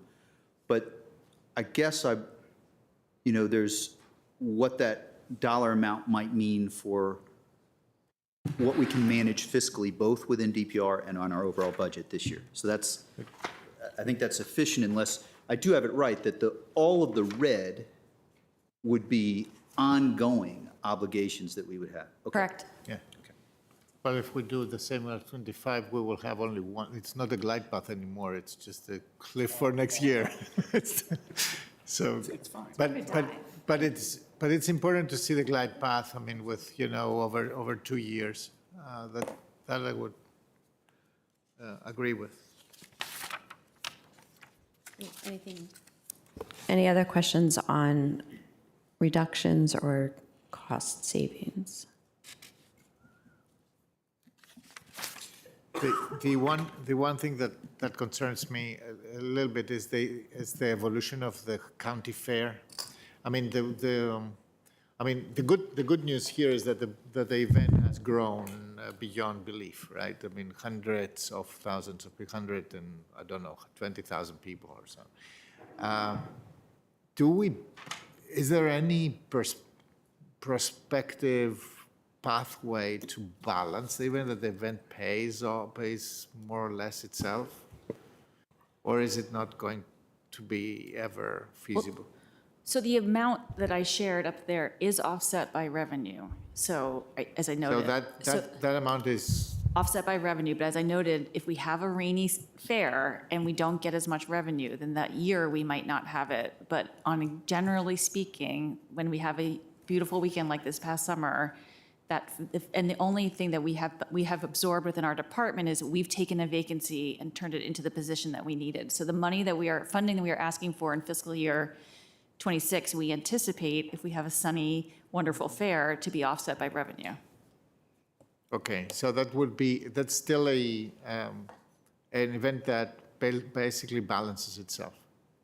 If there's good weather. If there is good weather, I understand. So the risk is how much? Like 10%, 15%? Probably a little bit less. It really just depends on the extent of the bad weather. So, but we have been really lucky in the past few years that it's been beautiful, and so it's really grown, and it has been able to be, really generating a lot of revenue.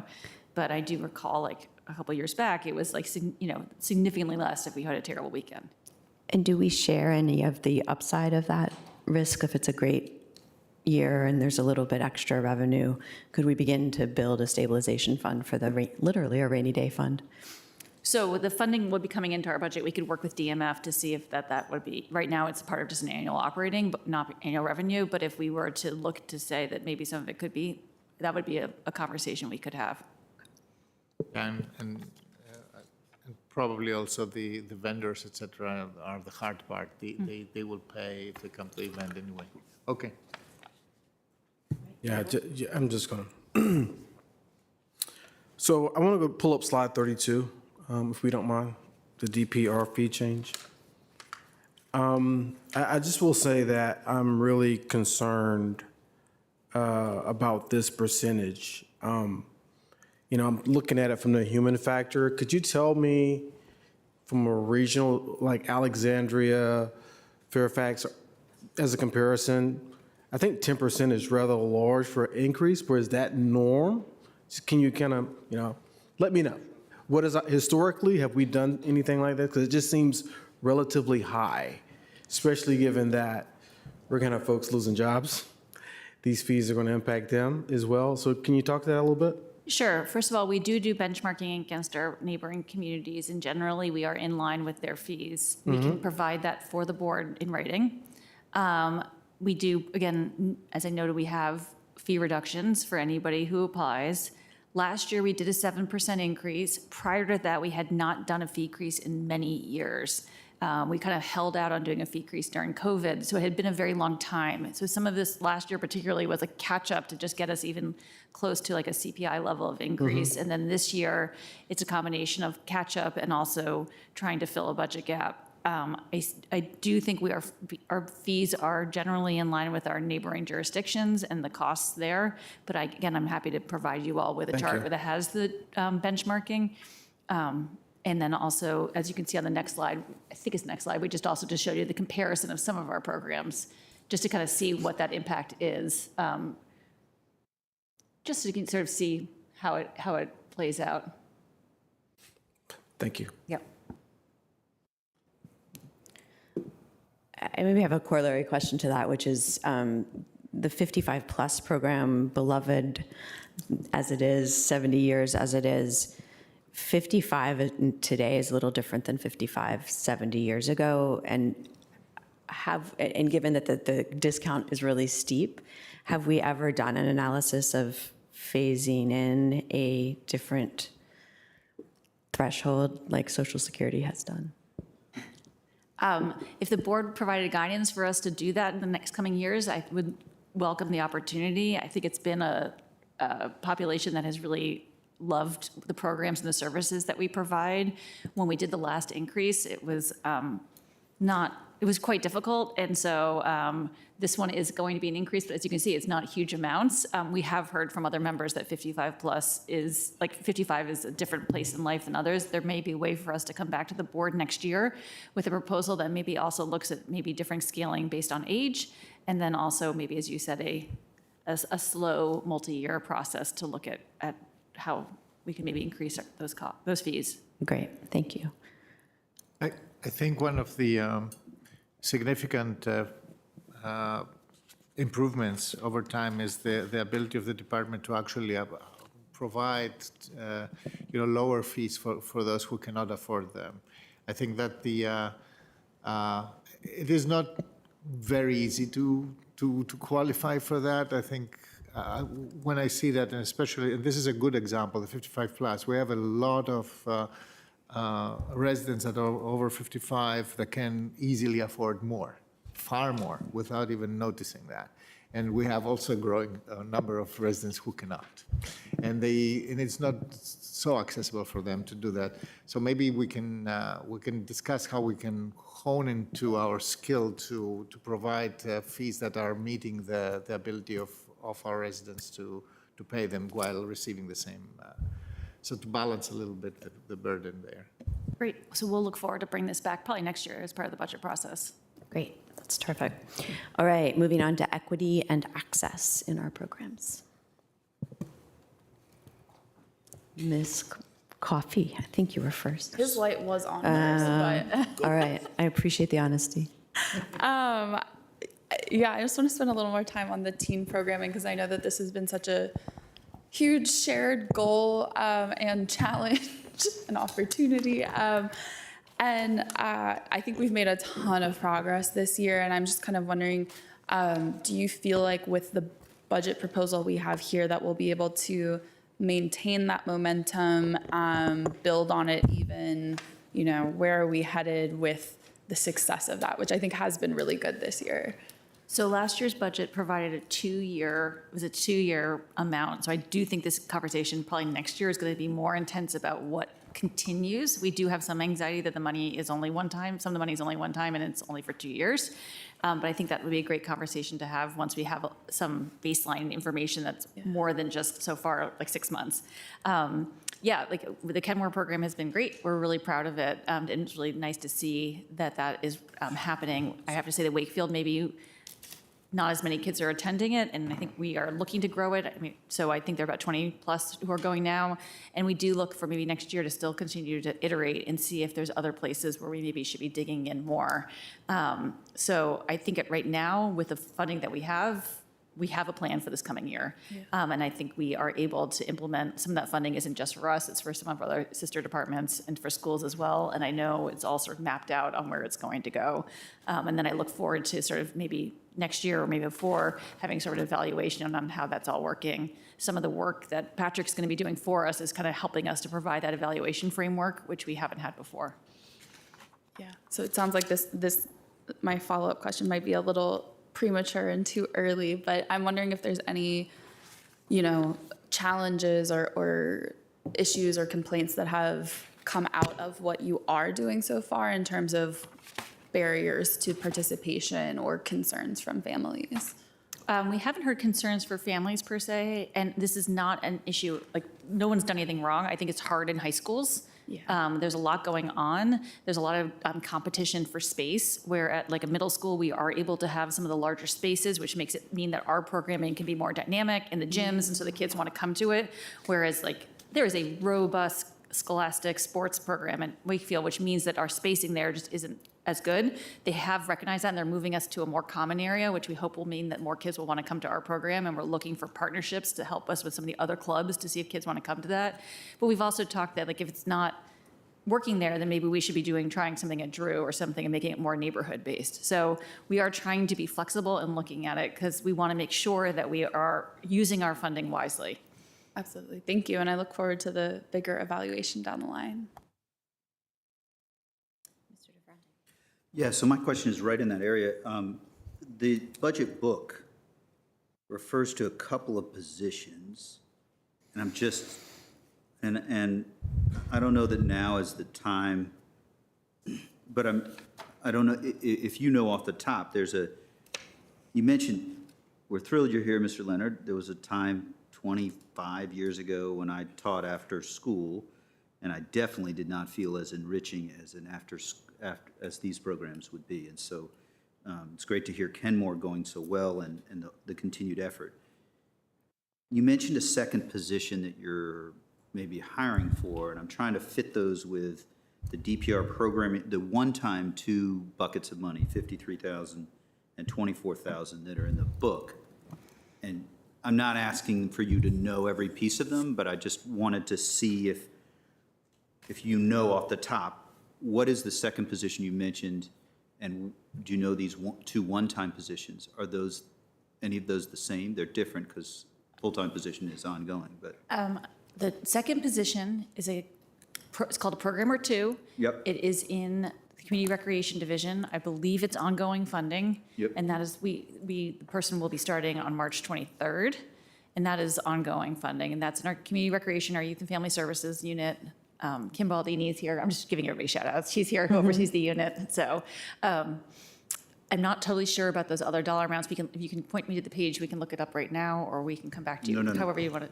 There is some temporary dollars, there is some funding in there for temporary dollars, which also supports the after-school programs, because those are mostly run by temporary staff. And maybe that's what you're seeing. Yeah, and that's fine. I think, I'm just trying to, I don't think now is the time. I'm trying to find the right venue because this snuck up, this is the first work session, and so kind of came quickly. But I am interested in, it has to be simultaneously true that I could never have done what you and Ms. Cowan and have done so quickly. And I'm wondering, I'm trying to sit with how important it sort of, the families actually served, and then there's, of course, we have an advocacy group Voice that has come to us a couple of times. And I'm trying to sit with, on trees, we have, and invasive species, we have 440,000 in one-time funding that we are continuing. Fully support it, or says 100,000 for invasives management, 240,000 for the tree canopy fund, and then the watering service is 123. Sorry, not to. We got to both and teens are going to, this is like one of my 4 or 5 biggest thoughts in the budget, and I'm hoping there's a way to share those thoughts, put them on the table, and neither respect the extraordinary work you've done, respect the commitment of our full community to trees, but also wonder if maybe Boeing is adjusted. We worked on language last time, and I'm not trying to add to the burden.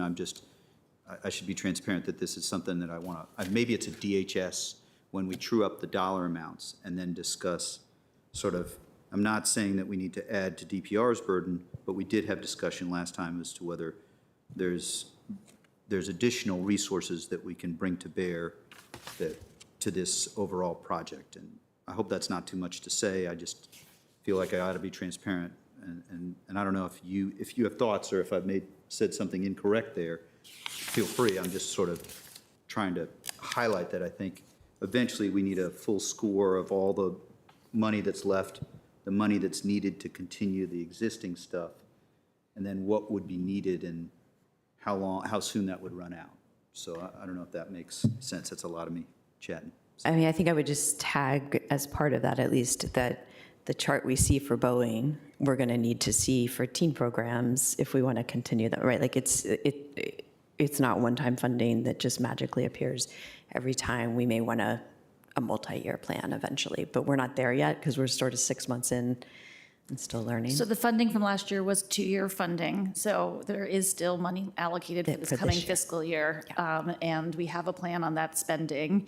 And I would say we probably want to come back maybe in advance, as I said, before the fiscal year 27 to talk about where we are, where the funding has been spent, not just in DPR, but in some of our other groups, and talk about what that is, if we want to expand it, and or it's really up to the board and maybe the county manager's proposal on what might become And permanent funding. one other item, I think you can take this up when you're meeting with the Department of Human Services. You also tasked us with doing a youth, I'm going to get the words wrong, strategic plan. And so, yeah, getting this input from the first 6 months might actually help us with that. But it was pretty clear to us last year that you wanted to put the money out there, and then we're going to have to come back, and we're going to have to figure out whether it's enough, probably not, and then what things are succeeding and not. So we're absolutely ready for that conversation. I'm not sure we have enough data right now, but we know we have to do that. I mean, we are seeing, I mean, if there is an example of success, is actually the DPR program. I mean, I can testify to that. I can attest to that. This is Arlington Mill and Kenmore, and I know that Arlington Mill was jump-started with the money that we appropriated. So it's a good moment to actually take stock and see where we are. And you mentioned some additional, video gaming, et cetera. This is significant because, this is really expected. And when the teens that are now taking advantage of the program, they're expecting to see that. They have been waiting for these things for quite a while, and we have the money to move forward. That actually covers my question. That was my point. I'll also just say that we have a responsibility as we work with schools. I know that your team does, but we have a responsibility as we work with schools to make sure that they're full partnering. But for me, this is top. If we get ongoing, this is not a pilot for me. I want to find the money to make it permanent. And so you're entirely right, Ms. Cunningham, that we don't yet have that money. And it is a very fiscally austere moment, but I thought I'd flag now rather than surprise anybody later. Yeah, and I would add to that, in this time of austerity and the coming years that may have more, I would also like us to look at sponsorships and partnerships that might help underwrite some of these programs.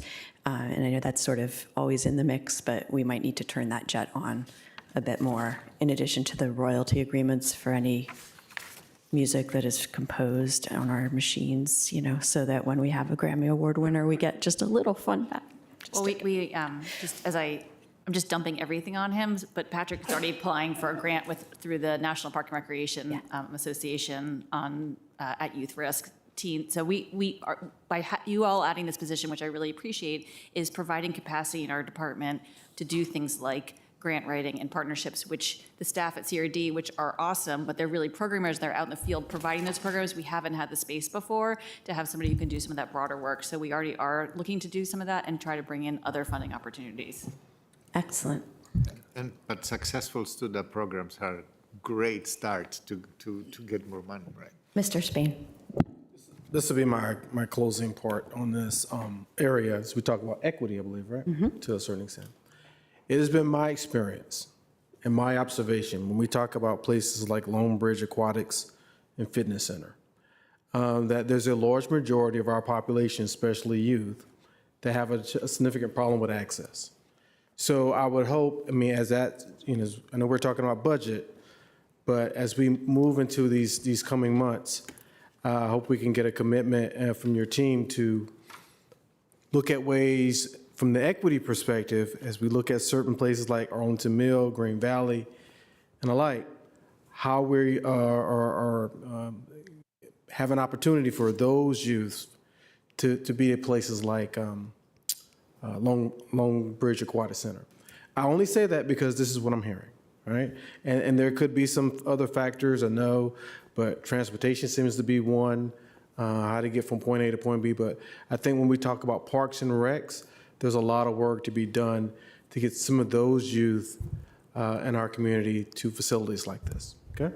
We completely agree, and we are trying to do some things, but I know there's more we can do. You are correct that transportation is a real struggle for us. We have done teen nights at Longbridge where we have provided transportation to get them there. We've also tried to work with, we are working with APA or True Grounds to design programs. We're doing one this spring with the 2 water safety programs that we're bringing in May, where we bring families and children to learn some basic water skills. And we're hoping in the summer to do more with APA to bring, I don't want to call them the wrong name, to bring them both to Arlington Mill and also to Longbridge. So we hear you, and I recognize we do need to do more. But we hope this partnership with them might be a good first start. Thank you for that. And I would just close by saying, as a young lad who down in South Carolina had to drive 8 miles to find a pool, and who grew up learning how to swim in a river, we have such a great facility here, and I know there's a lot of youth out there that want to use it. So if we can get them to it, thank you for what you're doing in that area, okay? I think that's great, and I think that transportation issue came up in the Committee on Aging, Commission on Aging's letter as well, that specifically to Longbridge.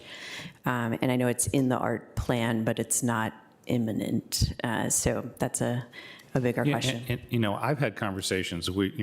Jane joined me. We have roundtables at True Grounds We met with, we've been to 5 different places, and I've asked Carmen and Marquand to come up with a proposal for shuttle that we said we have some of this money available that the board had set aside as a potential pilot. So they're working on that. I think that at a minimum, we should do that, and make it easier for people. The question of whether they'll take advantage of it, we have to find out because they're very busy, and it may not, because it's a shuttle, it may not meet their schedule, but I think that's one of the things we're exploring. Great. It goes together with, putting a program that somehow aligns with that, right? And it's also good for the center because you know when you get people in and you can slot them in. Other equity and access questions. So that would include aging, different abilities, different communities. Anyone? I guess I particularly like the way you both, Ms. Cunningham and Ms. Rudolph, landed on the 55 plus. The guidance for next year, there's an equity question we have to consider related to that. We have to think through and get the numbers and the score, mindful of our federal workers that this may be a moment where not doing it this year has some particular benefit. But I'm interested in the guidance and a second or a third or whatever it is for that. Great. I have one. I think last year we talked about some adult changing station pilots, and is there any update there that you want to share? That funding was part of the CIP, and it was allocated to the Department of Environmental Services. Got it. So they will be prepared to give you an update on it. DPR will be involved because those locations will be facilities, but that will be probably in the DES discussion. I will say that on our own therapeutic recreation, we use physical physical therapy tables that we use when we have kids who need it that are just foldable, but I know that in the long term, you need to have something more permanent in some of these locations. Great, thank you. Anything else before we close out equity? I think just one question I had was for our federal workers, for our immigrant community, for our LGBTQ community that are kind of under pressures that are a little different right now and may have different amounts of time for some of those populations. Is there anything that we are doing in DPR to support or existing services you want to advertise that are wonderful when you have that opportunity? So I think I appreciate that. I mean, we participate in all this work that the county manager's office is spearheading on all those different communities and providing the materials that we're trying to promote out and making sure that people are aware of both of our fee reductions and our hardship policies. I do think that we just want to continue to say, similar to like libraries too, that our centers are welcoming places that people who are able, and they have Wi-Fi, as you just heard, are able to come if they need some place just to either have, if they don't want to become a fitness member, but we have open gym hours, we have places where people can do drop-in things like indoor pickleball, or you can play outside, and also just sit and work if they need to as well. So I think those are open it's a really great opportunity for anybody. So all are welcome, and maybe if you haven't intersected previously this chapter, you're most welcome. Okay, moving on to spaces and places. So this would include anything about specific centers, nature centers, or specific parks.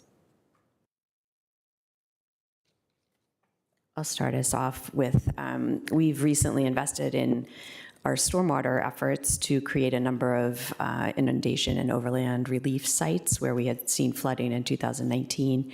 I know you guys have been terrific partners with DES in trying to figure out where the handoffs happen, and I just wanted a little update on that, how that's going, and if there are funding implications.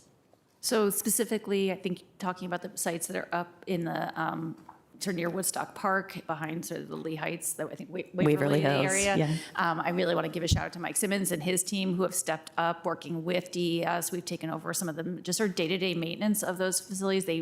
It's not something that at this point has involved additional funding for us. We've just put them on our just sort of staff's routes so that they are checking it out a couple of times a week, picking up any trash that's necessary, and then we will work with DES on a long-term, if they are able to do any long-term investments in those locations to ensure that it kind of works for the community as well. We recently met with the head of the Civic Association with DES to sort of talk about those opportunities and partnerships. Great, thank you. Anyone else? I would just flag from our discussion that I could be interested in some guidance that spoke to the,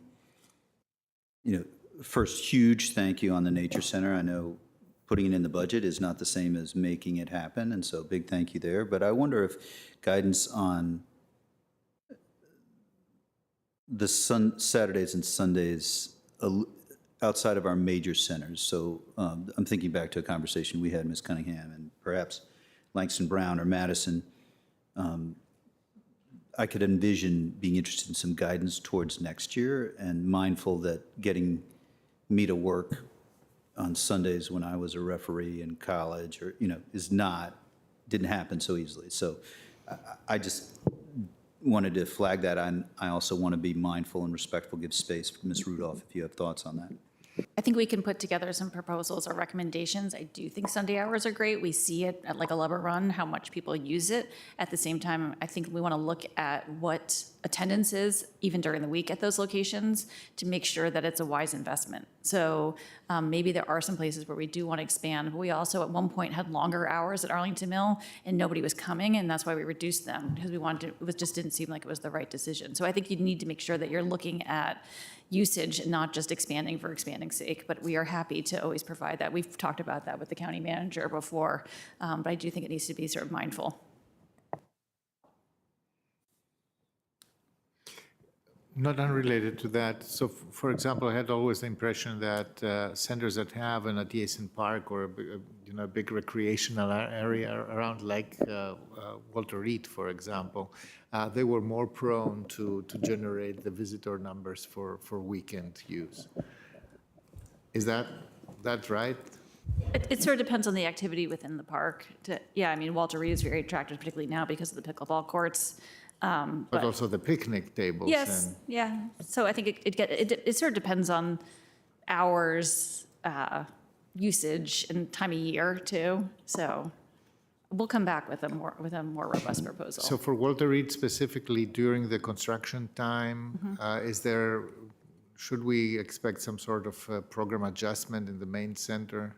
No. So, I mean, Eric can talk about it a little bit more because we are going to be kicking off in March at the construction at Walter Reed, but the parking will not be affected. So the indoor center will not have nothing will be changing indoors. That is correct. So the construction itself will be limited outside of the parking area.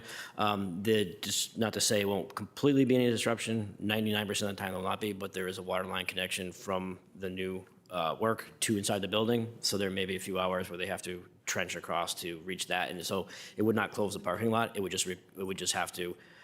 change like the circulation. You would come in and go out on each end instead of having a full circulation. But that's generally a minimal impact, otherwise no reduction in the parking there. Thank you. And just to close out that section, I think we heard from our commissions the question of if we hit really hard times in the next year or two, are there specific projects that we might put on pause or defer?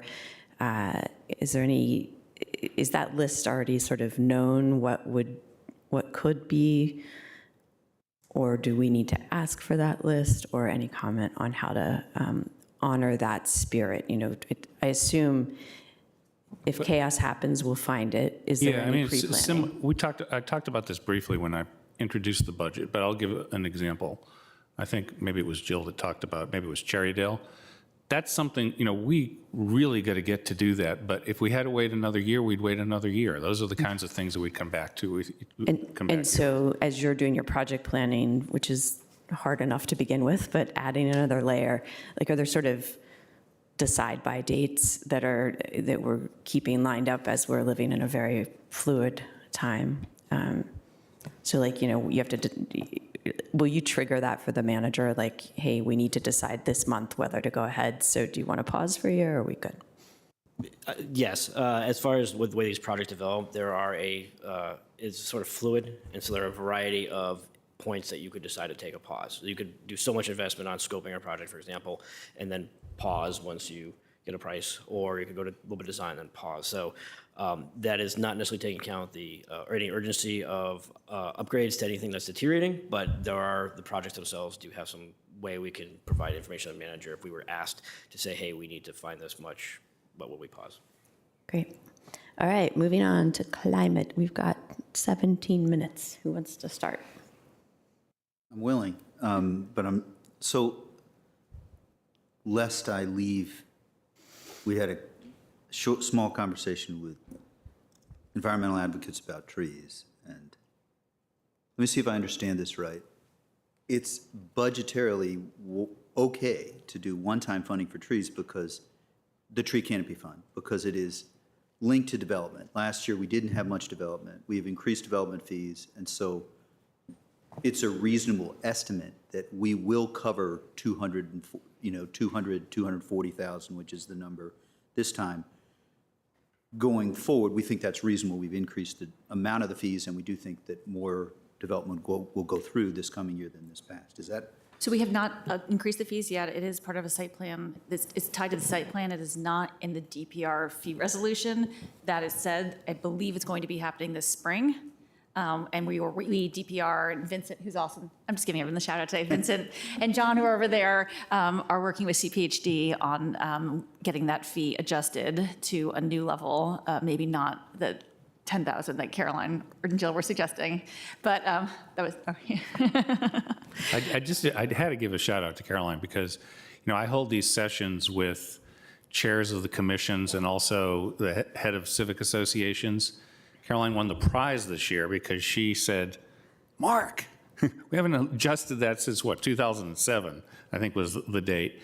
And so I just called my friends over in CPHD and I said, the next site plan that comes through, we have to adjust it. And Vincent worked on the schedule and it's done, but it won't kick in until the next site plan comes through. I think it's happening. I think that it still needs to adjust. I think will happen in April. Yeah, But in April, yeah. So that said,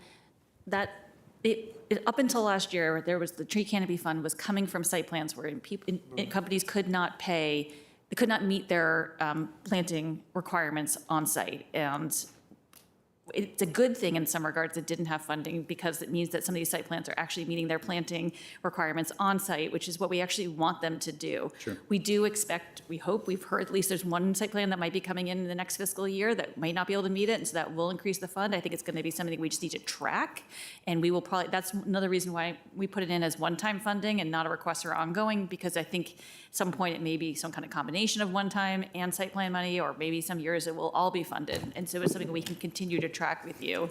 But the dollar amounts we've asked for really do track with what we think can be, that EcoAction has sort of consistently been planting over the past several years.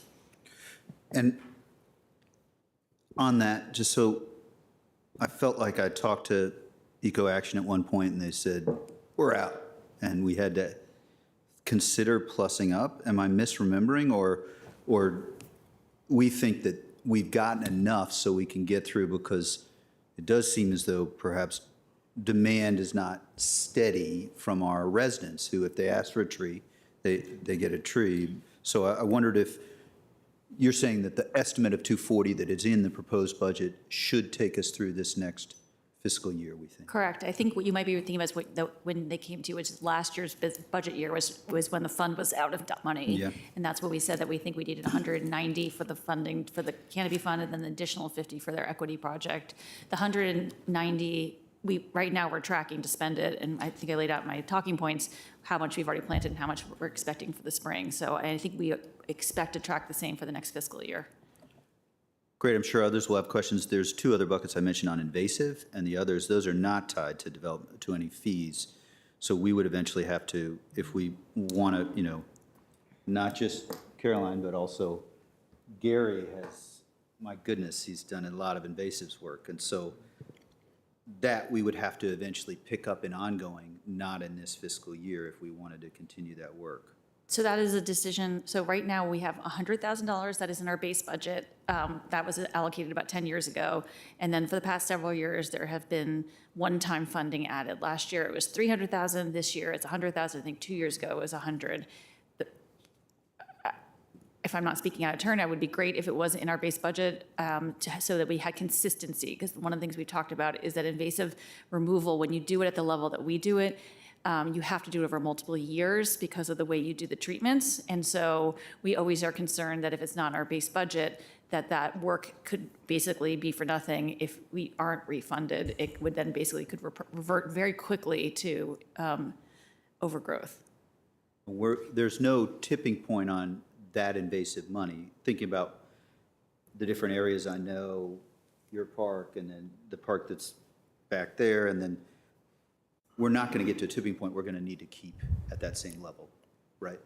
I think like with the 300 this year at the staff level, we could manage it. There will be a tipping point where if you all just were like, let's put all our money in invasives, we would not be able to do it without additional staffing.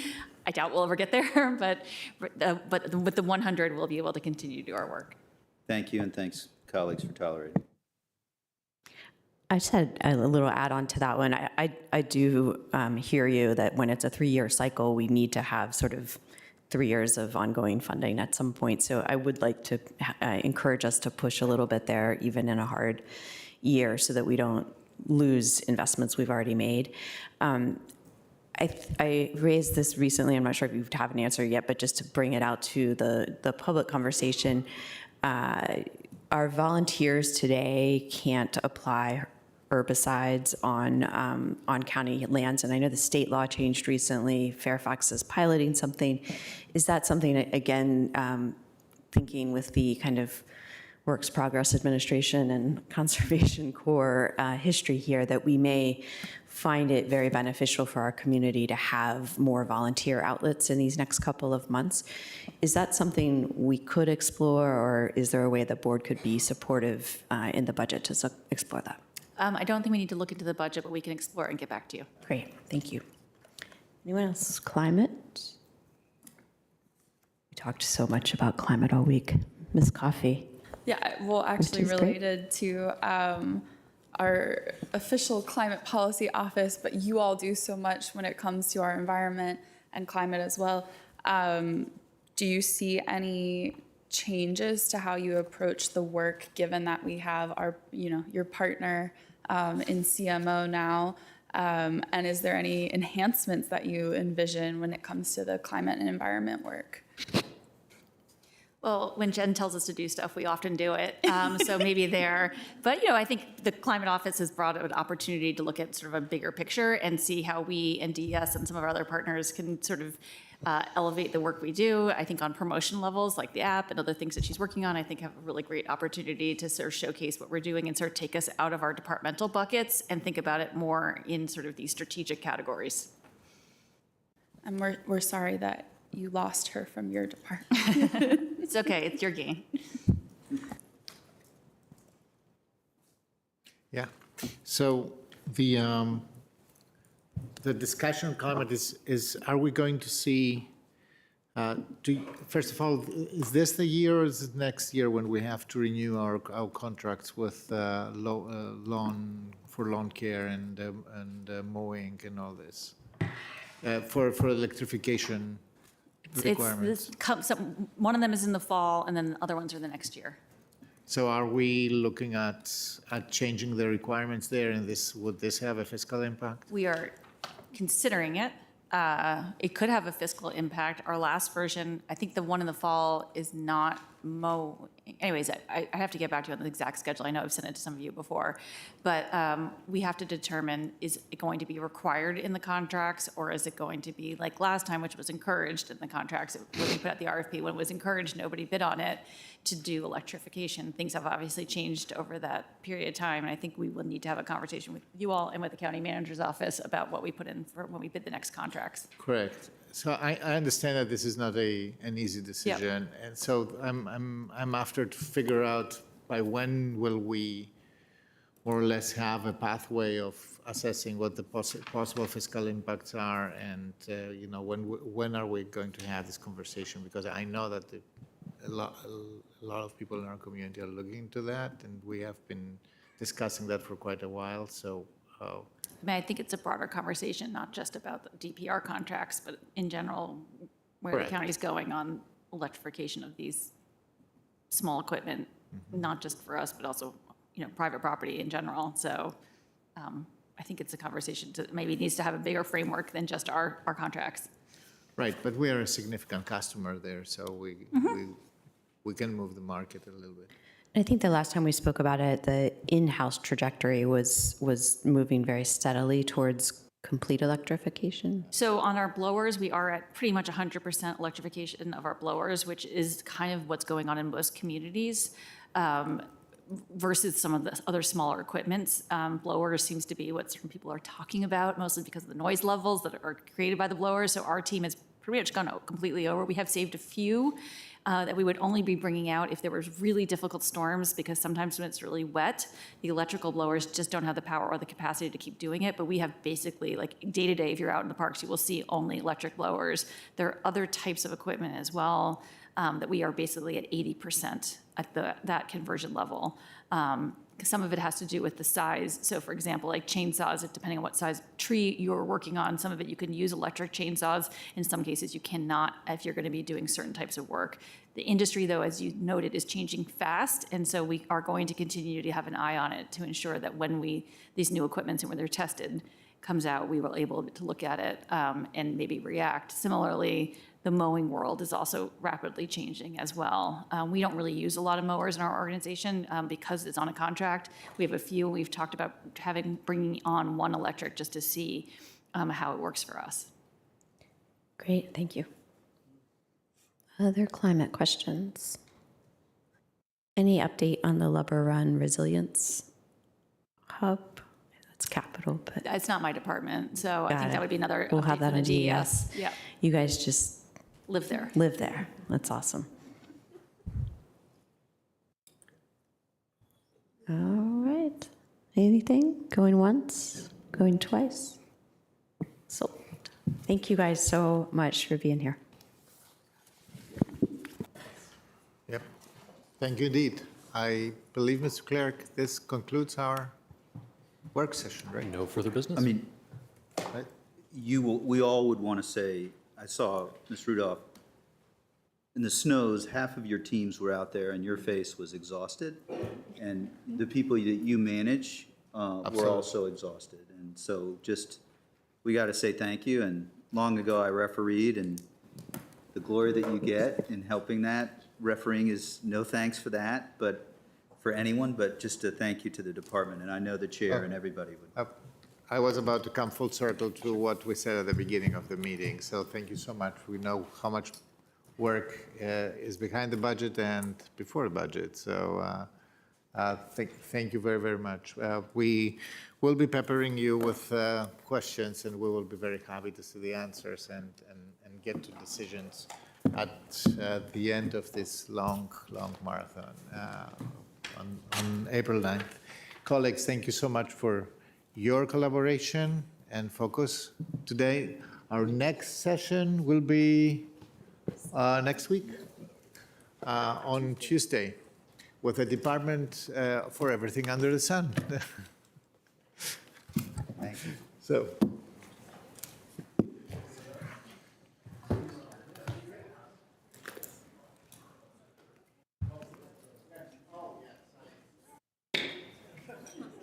Earned.